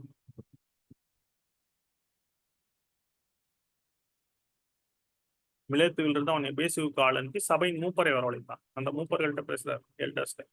பிரயோஜனமானது ஒன்றை நான் உங்களுக்கு மறைத்து வைக்காமல் வெளியரங்காம வீடுகள் தோறும் உங்களுக்கு பிரசங்கித்து உபதேசம் பண்ணி என்ன சொன்னார், தேவனிடத்திற்கு மனம் திரும்புவதை குறித்தும் அப்படின்னா டேர்னிங் டு காட். அப்ப டேர்னிங் டு காட்னா என்ன? நான் ஏற்கனவே சொன்ன மாதிரி நம்முடைய கர்த்தராகிய இயேசு கிறிஸ்துவை விசுவாசிப்பதை குறித்தும் நான் யூதருக்கும் கிரேக்கருக்கும் சாட்சியாக அறிவித்தேன். ரிப்பன்டன்ஸ் டுவர்ட்ஸ் காட், அப்ப turning to God and faith toward our Lord Jesus Christ. எங்க சுத்தினாலும் அங்கதான் வரும் பாருங்க. அப்ப அடுத்து இன்னொரு இடத்துல பார்க்கலாம், தேவன் இடத்துல தான் திரும்புறதை பத்தி தான் சொல்லியிருக்கா அப்படின்னு சொல்லி. 1 தெசலோனிக்கேயர் 1ஆம் அதிகாரம் 6.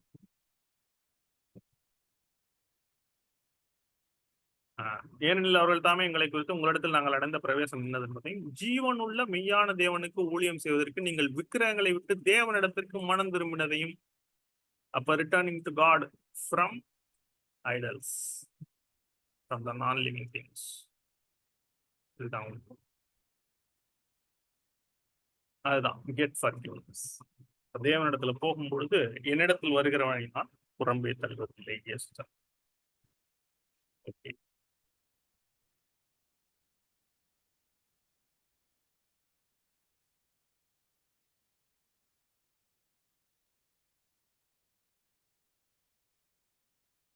இப்ப ஃபெய்த் அண்ட் ரிப்பன்டன்ஸ் எப்படி வருதுன்னா, சுவிசேஷத்தை கேட்பதன் மூலமாக இந்த வசனங்கள் சொல்லுது. மார்க் 16, 15, 15, 16 பாருங்க.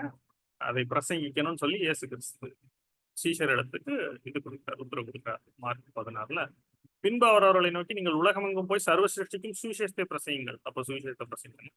விசுவாசம் உள்ளவனாய் ஞானஸ்நானம் பெற்றவன் ரட்சிக்கப்படுவான். அப்ப சுவிசேஷத்தை பிரசங்கும் பொழுது விசுவாசம் உள்ள ஞானஸ்நானம் பெற்றவன் ரட்சிக்கப்படுவான். இங்க எப்படி சொல்றாரு? லூக்கால பாருங்க, மனம் திரும்புதல்ங்கிற வார்த்தை. லூக்கா 24ல இதே காரியத்தை லூக்கா எப்படி எழுதுறாரு?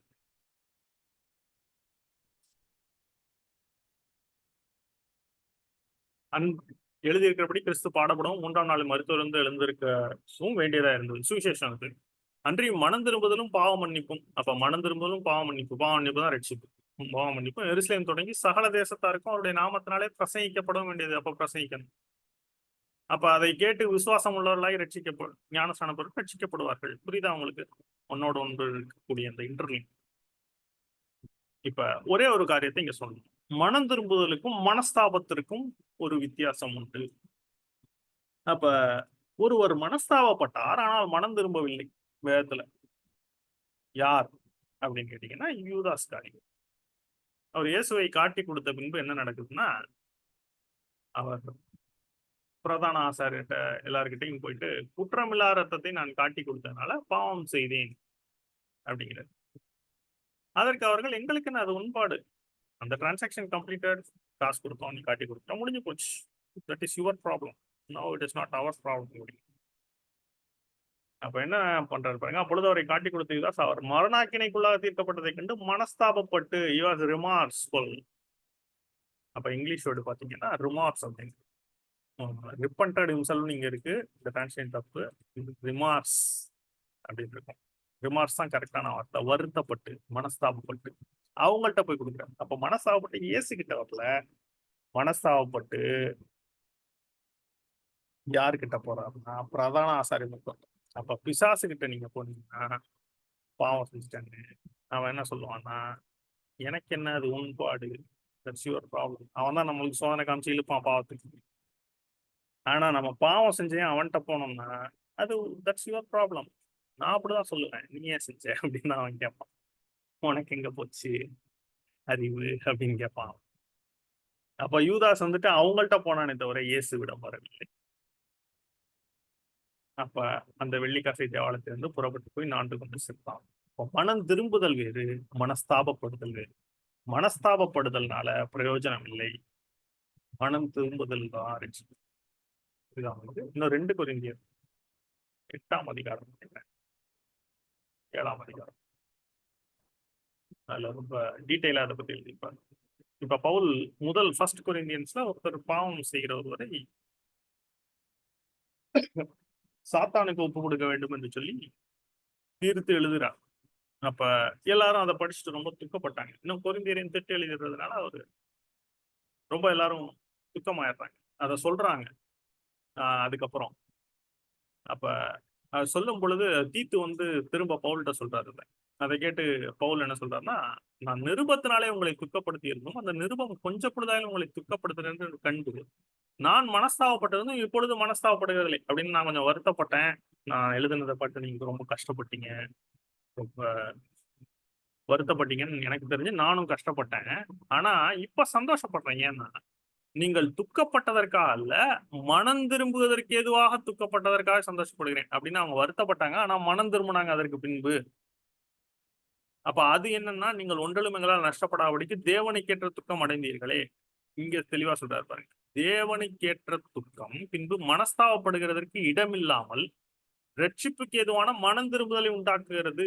அப்படின்னா தேவனுக்கேற்ற துக்கம்னா, பாவம் செஞ்சுட்டோம்னு வருத்தப்பட்டுட்டு திரும்ப போயிட்டு பாவம் செய்யாம மனம் திரும்புதல் தேவனிடத்திற்கு வருவதை உண்டு பண்ணுகிறது.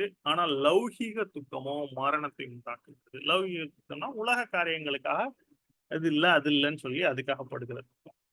எனக்கு இது சம்பவிக்கல, அது நடக்கல, மத்தவன் நல்லா இருக்க நம்ம நல்லா இருக்கலன்னு சொல்லி மற்ற காரியத்துக்காக படுற துக்கம் மரணத்தை உண்டாக்குறது. ஆனால் தேவனுக்கேற்ற துக்கம் மனஸ்தாபப்படுவதற்கு இடம் இல்லாமல் ரட்சிப்புக்கு எதுவான மனம் திரும்பலை உண்டாக்குறது. அப்ப மனஸ்தாபத்தோடு நிறுத்திட்டோம்னா மனம் திரும்பலுக்காவது மனசாட்சி திரும்ப கல்லாகத்தக்கதாக மீண்டும் மீண்டும் போயிட்டு. அப்ப மனம் திரும்புதல் அதுல வரணும். அதுல முடிஞ்சாதான் யூஸ்ஃபுல். வெறும் மனஸ்தாபத்தோட ஸ்டாப் ஆயிட்டோம்னா useless. But repentance is important. உங்களுக்கு இதெல்லாம் நன்றாக விளங்கும் என்று சொல்லி நான் நினைக்கிறேன். பொறுமையாக நீங்க கேட்டு சிந்திங்க. இப்ப அடுத்த ஒரு காரியம், இப்ப விசுவாசத்தை பத்தி பேசணும். பாத்தீங்கன்னா முதல்ல சுவிசேஷத்தை பத்தி பேசணும்.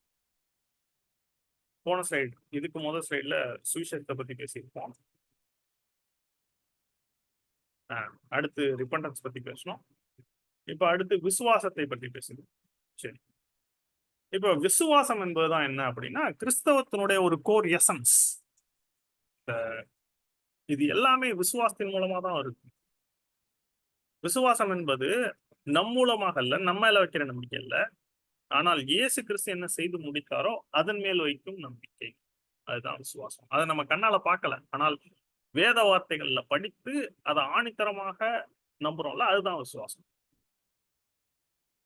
இந்த விசுவாசத்தை யார் துவக்குகிறார் என்றால், எபிரேயர் 12:1 ஆரம்பிப்பது.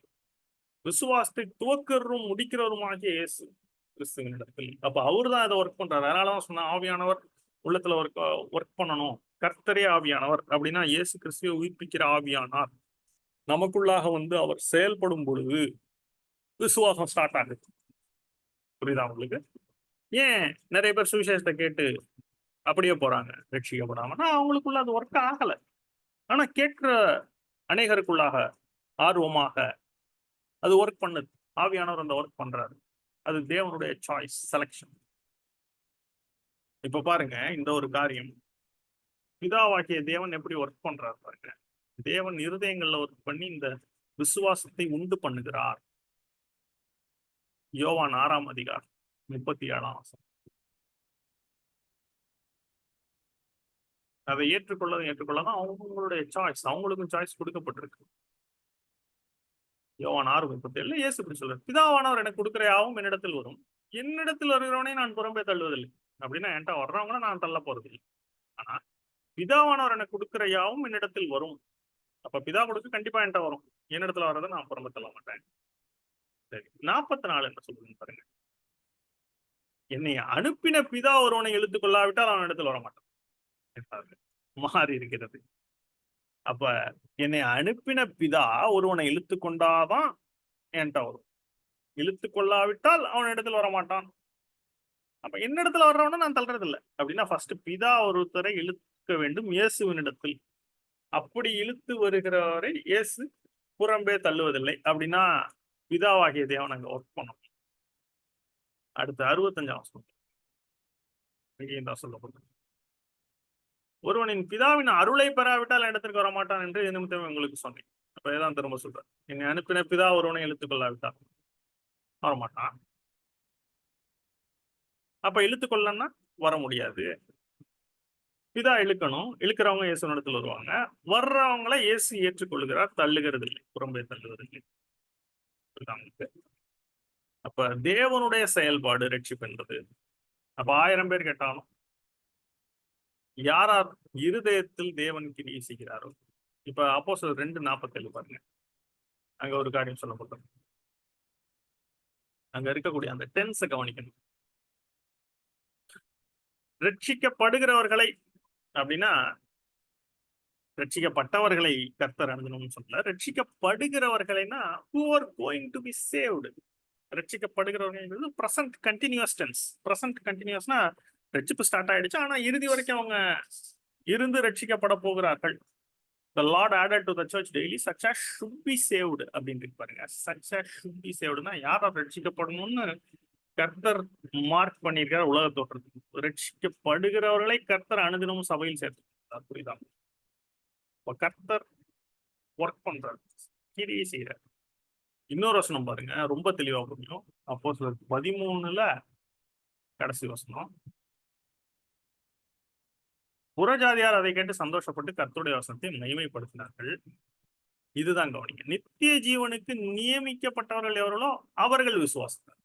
அப்ப நித்திய ஜீவனுக்கு நியமிக்கப்பட்டிருக்காங்களாம். And as many as were ordained to eternal life believed. அங்க பாத்தீங்கன்னா as many as should be saved. இங்க as many as were ordained to eternal life believed. அதான் God works from end to end. ஒருவேளை இப்ப இதை நீங்க கேட்டு விசுவாசிகளா இருந்தாலும் உங்களால இவ்வளவு நேரம் கேட்க முடியும். 1 மணி நேரம் 17 நிமிஷம் ஆச்சு அப்படின்னா உங்களுடைய இதயத்துல ஏற்கனவே அந்த நற்கிரி துவங்கி இருக்கிறார், விசுவாசத்தை துவங்கி இருக்கிறார். அவர் கிறிஸ்துவின் நாள் பரிந்த முடிய நடத்துவார். இது 2 தீமோத்தேயு 1 இருக்கின்ற வசனம். சரி, இப்ப தேவன் என்ன பண்ணார்னா ஆபிரகாமை விசுவாசத்தின் மூலமா தான் நீதிமானாக்கினார், விருத்த சேதனத்தின் மூலமாக கிடையாது. விருத்த சேதனங்கிறது விசுவாசத்திற்கு பின்பாக வந்த ஒரு அடையாளம். ரோமர் 4 சொல்லப்படும். அதனாலதான் நம்ம ஆரம்பிக்கிறப்ப எப்படி ஆரம்பிச்சோம், கிறிஸ்தியசுக்குள் விருத்த சேனம் இல்லாமை ஒன்றுமில்லை, புதிய சிருஷ்டிய காரியம். சரி, இன்னும் அடுத்த கிளாஸ் கண்டிப்பா பார்ப்போம். இப்ப God made Abraham righteous through faith. அப்ப Abraham is called father of believers, விசுவாசிகளுடைய தகப்பன். அப்ப விசுவாசத்தின் மூலமா நீதிமான்னு ஆபிரகாம் சொல்லிட்டாரு. அதுக்கெல்லாம் பின்னாடிதான் நியாயப்பிரமாணம் வந்து. அப்ப அதுக்கு முன்னாடியே தேவன் என்ன பண்ணிட்டார், அவர் ஒரு சொல்யூஷன் பண்ணுவார் இயேசு கிறிஸ்துவின் மூலமாக. அந்த விசுவாசிப்பதன் மூலமா ரட்சிப்பு முதல்ல ஒரு foreshadow. God set a foreshadow in Old Testament. The righteousness comes only through faith. அப்ப விசுவாசத்தினாலதான் நீதி வரும். விசுவாசனால நீதிமான் பிழைப்பான், தேவ நீதி. அப்ப ஃபெய்த்ங்கிறது என்ன, விசுவாசம்ங்கிறது என்னன்னா active force that keeps on believing God, steadfast. அப்படின்னா நான் இன்னைக்கு விசுவாசங்க, அதுக்கப்புறம் இன்னைக்கு விசுவாசிக்கலங்க, விசுவாசத்துல இருந்து போயிட்டாங்க அப்படிங்கிறது விசுவாசமானா விசுவாசம் இல்லை. அது ஒரு ஆக்டிவ் ஃபோர்ஸ், அது நமக்குள்ள ஒர்க் பண்ணிக்கிட்டே இருக்கணும். விசுவாசத்தினால் நீதிமான் பிழைப்பானா பிழைத்து கொண்டே இருக்க வேண்டும். நான் பிழைக்கிறதுனால் நீங்களும் பிழைப்பீர்கள், என் பிதாவினால் நான் பிழைக்கிறது போல என்னாலே நீங்கள் பிழைப்பீர்கள். சரி, அப்ப எப்படி பிழைக்கிறது? அப்ப நான் குழந்தையா பிறந்து ஒரு 5 வருஷம் சாப்பிட்டு நல்லா குரோ ஆயிட்டேன். இப்ப 6வது வருஷத்துல இருந்து நான் சாப்பிட்றதையும் நிறுத்திட்டேன் அப்படின்னா மரித்து போய்விடு. அப்ப சாப்பிட்டுட்டே இருக்கணும், குரோத் இருந்துட்டே இருக்கணும், இன்னைக்கு வரைக்கும் சாப்பிட்டே இருக்கணும். வயசானவங்க பாத்தீங்கன்னா சாப்பிட முடியாது. சாப்பிடாம அவங்க இருந்தாங்கன்னா அவங்க பலன் இன்னும் குன்றி குறைஞ்சு போய் ஒரு காலத்துல மறுத்துருவாங்க. சாப்பிட முடியாது அவங்களால. பாத்திருக்கீங்களா அந்த மாதிரி? அப்ப அது போலதான் விசுவாசம் அப்படிங்கிறது ஒரு ஆக்டிவ் ஒர்க், ஆக்டிவ் ஃபோர்ஸ். அதுக்கான அப்போஸ்தலர் 14:22 என்ன சொல்றாரு பாருங்க, உச்சியுடைய மனதை திடப்படுத்தி விசுவாசத்திலே நிலைத்திருக்கும்படி அவர்களுக்கு புத்தி சொல்லி. அப்ப விசுவாசத்துல நிலைத்திருக்க வேண்டும் அப்படின்னா continue to believe. It's a steadfast thing. அப்ப விசுவாசம் என்ற காரியம் தேவன், அதனாலதான் விசுவாசத்தை துவக்கிறவரும் முடிக்கிறவருமாகி இயேசு. அப்ப முடிக்கணும்னா நம்முடைய மரணத்தின் பொழுது விசுவாசம் முடிகிறது. அப்ப முடிக்கிற வரைக்கும் நிலைத்திருக்க வேண்டும். விசுவாசத்தை துவக்கிறோம் அவர் தான் ஆரம்பிக்கிறார், முடிக்கிறவருமா இருக்கிற இயேசுவை நோக்கி ஓட வேண்டும். நல்ல நாட்கள்ல மட்டும் இல்ல, சிலர் பாத்தீங்கன்னா நல்ல நாட்கள்ல விசுவாசிப்பாங்க, தீங்கு நாட்கள் வரும்பொழுது விட்டுருவாங்க. சிலர் தீங்கு நாட்கள்ல ரொம்ப விசுவாசிப்பாங்க, பின்பு நல்ல நாட்கள் வந்து எல்லாம் வந்ததுக்கப்புறம் மறந்துடும். ஆனா எல்லா நாட்களிலும் நாம் இயேசுவை விசுவாசிக்க அடைக்கணும். நான் குட் டைம்ஸ் வரும், பேட் டைம்ஸ். சரி, கடைசி ஸ்லைடுக்கு போகலாம். இப்போ நியூ கிரியேஷன் சொல்யூஷன் இன்னொரு ஸ்லைடு இருக்கான்னு தெரியல. இதான் ரெட்ஷிப். ரெட்ஷிப்பை குறித்து இது ப்ரிப்பரேட்டரி ஸ்டெப் தான் சொன்னேன் ஏற்கனவே. இன்னும் நம்ம நியூ கிரியேஷனுக்குள்ள போல. ஆனா ஃபர்ஸ்ட் இதுதான் ப்ரிப்பரேட்டரி ஸ்டெப். அதாவது நியூ கிரியேஷன் போறதுக்கு முன்பாக ரெட்ஷிப்புங்கிற ஒரு காரியம் சம்பவிக்க வேண்டும் அனைவருக்கும். இதுதான் preparatory step of new creation salvation. அது என்னன்னா பாவ மன்னிப்பாகிய ரெட்ஷிப். அப்படின்னா பாவம் செய்யும் பொழுது இயேசு கிறிஸ்துவனுக்கு வரும் பொழுது தேவன் நமக்கு என்ன சொல்றாருன்னா, இயேசு கிறிஸ்துவை நீ விசுவாசத்தை ஏற்றுக்கொண்டார், பாவங்கள் மன்னிக்கப்பட்டு இருக்கிறது. நல்லா கவனிங்க, மன்னிக்கப்பட்டதுல மன்னிக்கப்பட்டு இருக்கிறது பிரசன்ட் கண்டினியூஸ். அப்ப ஏற்கனவே பண்ண பாவம் மன்னிக்கிறதுக்கு நான் ஏற்கனவே சொன்னேன்ல, நீங்க நீ பாவமே செய்ய மாட்டேன்னு மணந்துக்க முடியாது. ஏதோ ஒரு விதத்துல தவறுவீங்க, ஏதோ ஒரு விதத்துல பாவம் செய்வீங்க. அப்ப அப்படி தெரியாமல் செய்கிற பாவம், அறியாமல் செய்கிற பாவங்கள் நிறைய உண்டு. அதை பத்தி பேசணும். ஆனா அப்படி தெரியாமல் அறியாமல் செய்கிற பாவங்கள் எல்லாமே மன்னிக்கப்பட்டு இருக்கிறது. ஆல்ரெடி மன்னிச்சாச்சு. இதுவுக்கும் வசனம் இருக்கு. 1 யோவான் 2ஆம் அதிகாரத்துல தனியா கவர் பண்றது. அப்ப பாவ மன்னிப்பாகிய ரட்சிப்பு உண்டாயிருக்கிறது நமக்கு. இப்ப ஹியரிங் காஸ்பல், சுவிசேஷத்தை கேட்கிறோம், கன்விக்ட் ஆகிறோம், ஃபெய்த் ரிப்பன்டன்ஸ் வரும் பொழுது சால்வேஷன் ரட்சிப்பு வருகிறது. இதான் பார்த்துருக்கோம். இப்ப what should one do to be saved தான் அப்போஸ்தலர்கள் கேட்டாங்க இல்லையா? ரட்சிக்கப்படுவதற்கு என்ன செய்ய வேண்டும்? அதான் இந்த 2 வருஷங்களும் ஏற்கனவே பார்த்துட்டோம். கர்த்தராகிய இயேசு கிறிஸ்துவை விசுவாசி, அப்பொழுது நீயும் உன் வீட்டார் ரட்சிக்கப்படுவீர்கள். ரோமர் 10:9 கர்த்தராகிய இயேசுவை கர்த்தர் என்று உன் வாயினால் அறிக்கையிட்டு தேவன் அவரை மரித்தோரிலிருந்து எழுப்பினார் என்று நீ விசுவாசித்தால் ரட்சிக்கப்படுவாய். சரி, இந்த முழு தீர்வும் ரட்சிப்பினுடைய இந்த சொல்யூஷன் இஸ் சால்வேஷன். அது யார் மூலமா வந்ததுன்னா இயேசு கிறிஸ்துவின் மூலமா தான், தேவனுடைய கிருபையினால வந்தது. அதனாலதான் எபேசியர் 2:8 என்ன சொல்லுது? நல்லா பிரத்யாசனம், இது அவருடைய கிருபை. அவருக்கு அவசியம் இல்லை, இருந்தாலும் நம்மளை நேசித்ததுனால நம்முடைய குமாரனை சிலுவையில் ஒப்பு கொடுத்து அவர் மேல இல்லாத செலுத்தி நம்மளுக்கு மீட்பை கொடுத்துட்டார். கிருபையினாலே விசுவாசத்தை கொண்டு ரட்சிக்கப்பட்டீர்கள். இது உங்களால் உண்டானதல்ல, இது என்னுடைய. அப்படின்னா நம்ம செய்யறது இது ஃப்ரீ கிஃப்ட் ஆஃப் காட். விசுவாசித்து அதை பெற்றுக் கொள்ளலாம். அதான் விசுவாசத்தை கொண்டு அவரு கிருபை கொடுத்தாரு, நம்ம இடத்துல விசுவாசம் வேணும். அப்ப அவர் கிருபையினால கொடுக்கிற அந்த ரட்சிப்பை நம்ம விசுவாசத்தினால பெற்றுக்கொள்ள முடியும். கிருபையினால கொடுக்கிற ஆசீர்வாதங்களை நம்ம விசுவாசத்தினால பெற்றுக்கொள்ள. அதான் ரட்சிப்பு. இப்ப ஒரு பெரிய டேம் இருக்கு, ஒரு ரிசர்வாயர் இருக்கு, அவ்வளவு தண்ணி வருது. இப்ப நீங்க வந்துட்டு ஒரு சின்ன கப்பு கொண்டு போகலாம், ஒரு டம்ளர்ல தண்ணி குடிச்சிட்டு வரலாம். இல்ல ஒரு பெரிய அண்டா எடுத்துட்டு போனீங்கன்னா அந்த அண்டா ஃபுல்லா தண்ணி குடிச்சிட்டு வரலாம். இப்ப அந்த ஒரு பெரிய ட்ரம் அப்படின்னா அந்த விசுவாசனுடைய அளவு. ஒரு டம்ளர் அளவு விசுவாசம் கொண்டு போனீங்கன்னா ஒரு டம்ளர் அளவுக்கு ஆசீர்வாதம் பெற்று வருவீங்க. ஒரு ட்ரம் அளவு கொண்டு போனீங்கன்னா ஒரு ட்ரம் அளவு. இது நம்முடைய விசுவாச அளவு. என்னுடைய விசுவாசத்தை பெருக செய்யும் என்று சொல்லி ஆண்டவர் கேட்டாங்க. அப்ப அவர் கிருபை நிறைய கொடுத்துட்டார். விசுவாசம் மூலமாக அதை பெற்றுக்கொள்ள வேண்டும். அவர் எவ்வளவு கொடுத்தாலும் நம்ம எவ்வளவு அளவு கொண்டு போறோமோ அதை வச்சுதான் பெற்றுக்கொள்ளணும். சரி, ஓகே. அநேக சத்தியங்களை, அநேக பிராக்டிக்கலான விஷயங்களை உங்களுக்கு போதிச்சுட்டு இருக்கேன். ஆவியானவர் உங்கள் இதயத்தில் கிரியை செய்வாராக. நீங்க கிரேஸ் த்ரூ ஃபெய்த், கிருபையினாலே விசுவாசத்தை கொண்டு ரட்சிக்கப்படுறீங்க.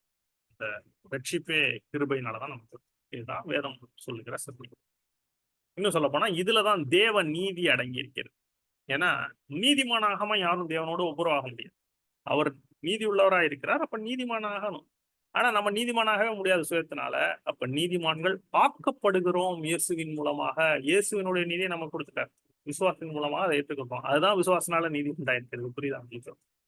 திரும்ப திரும்ப அதை சொல்றேன், இருந்தாலும் வெவ்வேறு கோணங்கள்ல சொல்றேன். இப்ப நீதி என்பது சாட்டிஸ்ஃபை ஆகணும். தேவனுடைய நீதி அது இயேசுவின் மூலமாக சாட்டிஸ்ஃபை ஆயிருக்கிறது. அதை விசுவாசிக்கும் பொழுது நமக்கு அந்த நீதி கொடுக்கப்படுகிறது இலவசமாக. அதுதான் ஃப்ரீ கிஃப்ட். இது தேவனுடைய ஈவு அப்படின்னா. இன்னும் ரோமர்ல இதை பத்தி சொல்லியிருக்கு, அடுத்த கிளாஸில் பேசுவோம்.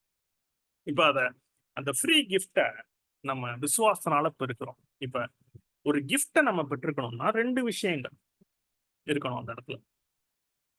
இப்போ ஒரு கிஃப்ட்டுங்க, எனக்கு ஒரு கிஃப்ட் வந்ததுங்க அப்படின்னு நான் சொல்றேன்னா 2 விஷயங்கள். இப்ப பர்த்டே, இப்போ ஒருத்தருக்கு பர்த்டே, வர்றவங்க எல்லாம் என்ன பண்ணுவாங்க? கிஃப்ட் கொண்டு வரும். இப்ப அது உங்களுக்கு கிஃப்டா மாறணும்னா 2 விஷயம் நடக்கணும் இந்த இடத்துல. என்ன 2 விஷயம் அப்படின்னு கேட்டீங்கன்னா, விஷயம் நீங்க ஒர்க் பண்ணி அதை பெற்றுக்கொள்ள கூடாது. ஏன்னா இப்ப நான் ஒரு வேலை செய்யறேன்னா, எனக்கு அதுக்கு சம்பளம் குடுக்குறாங்கன்னா, அது வந்துட்டு கிஃப்ட் கிடையாது. அது வந்துட்டு எனக்கு நியாயமா வர வேண்டிய கூலி. ஏன்னா நான் பண்ணியிருக்கேன், நான் கிளைம் பண்ணுவேன். எனக்கு அதுக்கு ரைட் இருக்கு. இதுதான் ஆரம்பத்திலேயே சொன்னேன் நான். ரெட்ஷிப்ல எனக்கு ரைட் கிடையாது. இருந்தா நான் வந்துட்டு என் மகிமைய சொல்லுவேன். நான் இப்படி பண்ணேன் பாத்தியா? நான் அப்படி பண்ணேன் பாத்தியா? ஆனா இப்ப இது ஃப்ரீ கிஃப்ட். அப்ப ஃபர்ஸ்ட் விஷயம் என்னன்னா, இப்ப நான் இந்த தேவநீதியாகிய இந்த இலவசமான ஒரு கிஃப்ட், பிரைஸ் அதை நாம் பெற்றுக்கொள்ள வேண்டும் என்றால், பரிசு பொருள் அதை பெற்றுக்கொள்ள வேண்டும் என்றால், விஷயம் அதுக்காக நான் எந்த வேலையும் செஞ்சிருக்க கூடாது. அது எனக்கு இலவசமாக கிடைக்க வேண்டும். இதுதான் ஃபர்ஸ்ட் விஷயம். First thing it should be earned. It should not be earnedன்னு இருக்கணும். நான் பாருங்க எவ்வளவு தப்பா போட்டுருக்கேன். இதுதான் முக்கியமான விஷயம். Should not be earned. Last points பண்ணிட்டோம். ஃபர்ஸ்ட் திங் என்னன்னா it should not be earned. அது நம்ம வேலை செய்து பெற்றுக்கொள்ளக்கூடாது. வேலை செஞ்சு ஒரு இதை வாங்கணும்னா அது கிஃப்டே கிடையாது. அது நம்ம செஞ்சதுக்கான கூலி. அது கிருபை கிடையாது. இது ரொம்ப நாடுல இருக்கு. 2வது விஷயம் என்னன்னா, அது கிஃப்ட் ஆக இருக்க வேண்டும் என்றால், அதை நான் பெற்றுக்கொள்ளணும். அதை வேணாம் நான் தூக்கி போட்டேன்னா, அது கிஃப்டே கிடையாது. அது எனக்கு பொருளாக மாறாது. ஒருத்தர் கிஃப்ட் குடுக்குறாங்க. நமக்கு அவரை பிடிக்காது. ஆனாலும் கிஃப்ட் குடுக்குறாங்க அப்படின்ட்டு, அவர் நம்ம அடியோட வெறுக்கிறோம்னு வச்சுக்கங்க. அந்த கிஃப்ட்ட தூக்கி எறிஞ்சிடும். மத்தவங்க தப்பா நினைக்கிறாங்க. கையில வாங்கினா கூட, எனக்கு அந்த ஆளையும் பிடிக்கல. அந்த கிஃப்ட் எனக்கு தேவையில்ல. குப்பையில தூக்கி போடு. அப்ப எனக்கு அது கிஃப்ட்டா மாறல. அந்த விஷயம். அவர் குடுத்தது என்னவோ உண்மைதான். ஆனா நான் வந்துட்டு அதை ரிஜெக்ட் பண்ணிட்டேன். எனக்கு வேணாம்னு விட்டேன். அப்ப அது நிஜமாவே எனக்கு கிஃப்ட்டா மாறணும்னா, நான் அதை பெற்றுக்கொள்ள வேண்டும். அப்ப ரட்சிப்ப அவர் குடுத்திருக்காரு. ஆனா வொர்க் பண்ணி நான் பெற்றுக்கொள்ள. ஆனா 2வது வந்துட்டு, நான் அதை விசுவாசத்தினாலே ஏற்றுக்கொள்ளுகிறேன். நான் விசுவாசிக்கல அப்படின்னா, தூக்கி போட்டேன்னு அர்த்தம். எனக்கு தேவையில்ல அப்படின்னு சொல்லிட்டேன்னு அர்த்தம். அப்ப எனக்கு அது கிஃப்ட்டா மாறாது. இப்போ உங்களுக்கு 100% புரிஞ்சிருக்கும்னு நினைக்கிறேன். ரட்சிப்புன்னா என்ன? கிருபைன்னா என்ன? விசுவாசம்னா என்ன? மனம் திரும்புதல்னா என்ன? சுவிசேஷம்னா என்ன? அப்ப இதெல்லாவற்றையும் நீங்கள் ஏற்றுக்கொள்ளும் பொழுது, ரட்சிப்பின் வாசல், ரட்சிப்புக்குள்ளாக வருகிறீர்கள். You are not an outsider. Now you are a Christian. When you accept this. But you are not yet a new creation. இப்ப இது என்னன்னா, அந்த டாபர்நாக்கிள் வாசலுக்கு வரீங்க. அவ்வளவுதான். அதான் ரட்சிப்பின் வாசல். ஆசரிப்பு கூடாரம் வாசலுக்கு வரீங்க. ஏன் ஆசரிப்பு கூடாரம்னு பேசுறேன் நீங்க யோசிச்சீங்கன்னா, இந்த சீரிஸ் ஆரம்பிக்கிறதுக்கு முன்னாடி டாபர்நாக்கிள் வொர்ஷிப் வச்சு பேசியிருப்பேன். அதையும் கனெக்ட் பண்ணி தான் பேசிட்டே வரேன். அதுல இருந்து நீங்க கேட்கணும். அப்போ ஆசரிப்பு கூடத்துக்குள்ள வந்ததையும் முதல்ல இருக்கிறது பலிபீடம், ஆல்டர் ஆஃப் சாக்ரிஃபைஸ். அப்ப ஆசரிப்பு கூடாரத்துக்குள்ள வர்றவங்க என்ன பண்ணுவாங்கன்னா, பலிகளை கொண்டு வருவார்கள் அந்த இடத்துக்கு. அந்த பலியை வந்துட்டு என்ன பண்ணுவாங்கன்னா, அது மேல கை வைப்பாங்க. கை வைக்கும் பொழுது என்ன அர்த்தம்னா, அவர்கள் செய்கிற பாவங்கள் அந்த மிருகத்திற்குள்ளாக போது, அந்த மிருகத்துக்கிட்ட இருக்கிற இன்னசென்ஸ், அதான் நீதி உங்கள் மேல இருக்கிறது. இப்ப அந்த மிருகத்தை பலியிடும் பொழுது, உங்க பாவத்துக்கான தண்டனை அந்த மிருகத்தை ஏற்றுச்சு. அது ரத்தம் சிந்திடுச்சு. ரத்தம் சிந்துறதுனால உங்களுக்கு மன்னிப்பு. ஜீவனுக்கு ஜீவன். அது ரத்தம் சிந்தினா அதோட உயிர் போயிடுச்சு. உங்க உயிர் காப்பாற்றப்படும். இப்ப அதை பலிபீடத்தின் மேல போட்டு தகனிக்கும் பொழுது, என்னுடைய பாவத்திற்காக, என் மீறுதலுக்காக, என்னுடைய குற்றத்திற்காக இந்த ஜீவன் இங்க பலியாகி இப்படி எரிக்கிறதே அப்படிங்கிற அந்த ஒரு உணர்ச்சி வரும் உள்ளே. ஆனா ஃபுல்லா பாவம் நீங்காது. அப்பைக்கு ஒரு டெம்பரரி சொல்யூஷன், ஒரு நிம்மதி போயிடுவோம். திரும்ப வந்து பலி செலுத்தும். இது இஸ்ரவேல் ஜனங்கள் செய்கிற வாடிக்கையான விஷயம். அதை போலவே இப்பொழுதும் அநேக கிறிஸ்தவர்கள் 90% of people who got saved என்ன பண்றாங்கன்னா, வாரம் சர்ச்சுக்கு வந்து பாவ மன்னிப்பு அறிக்கை சொல்லிட்டு திரும்ப போயிட்டு இருக்காங்க. ஆனால் நாம் அதற்காக அழைக்கப்படவில்லை. நம்மளை எப்படி அழைச்சிருக்காருன்னா, ராஜாக்களாக, ஆசாரியர்களாக அழைத்திருக்கிறார். இது கேட்கிறது அதுக்காக தான் இந்த பைபிள் ஸ்டடி நீங்க கேட்டு ஜஸ்ட் லைக் தட் வாரம் சர்ச்சுக்கு போயிட்டு வர்றதுக்காக நீங்க அழைக்கப்படல. ராஜாக்களாக, ஆசாரியர்களாக பரலோகத்தில் அழைக்கப்பட்டிருக்கீங்க. ஆசாரியர்கள் ஆசரிப்பு கூடாரத்திற்குள்ளேயே ஊழியம் செய்கிறவர்கள். அப்ப வாசல் வரைக்கும் வந்துட்டு போறவங்க புதிய சிருஷ்டிகள் அல்ல. வாசலுக்குள்ளாக ஊழியம் செய்கிறவர்கள் தான் புதிய சிருஷ்டி. அப்ப புதிய சிருஷ்டியினுடைய முதல் ஃபர்ஸ்ட் ஸ்டெப் என்ன அப்படின்னா, பலிபீடத்தை தாண்டி அடுத்து இருக்கக்கூடிய தண்ணீர் தொட்டி. இந்த இடத்துல ஒரு ஆழமான ஒரு கருத்தை உங்கள்கிட்ட வைக்கணும். நம்ம டினாமினேஷனல் சர்ச்சஸ் எல்லாத்துக்குள்ளயும் போய் பாத்தீங்கன்னா, ஆல்டர் எங்க இருக்கும்னா உள்ள இருக்கும். ஆல்டருக்கு முன்னாடி மக்கள் உட்காந்துருக்கும். அப்ப ஆல்டர் தான் லாஸ்ட் ஸ்டேஜ் அங்க இருக்கும். ஆனா இந்த ஆசரிப்பு கூடத்துல பாத்தீங்கன்னா ஆல்டர் தான் ஃபர்ஸ்ட் ஸ்டேஜ், என்டரிங் ஸ்டேஜ்.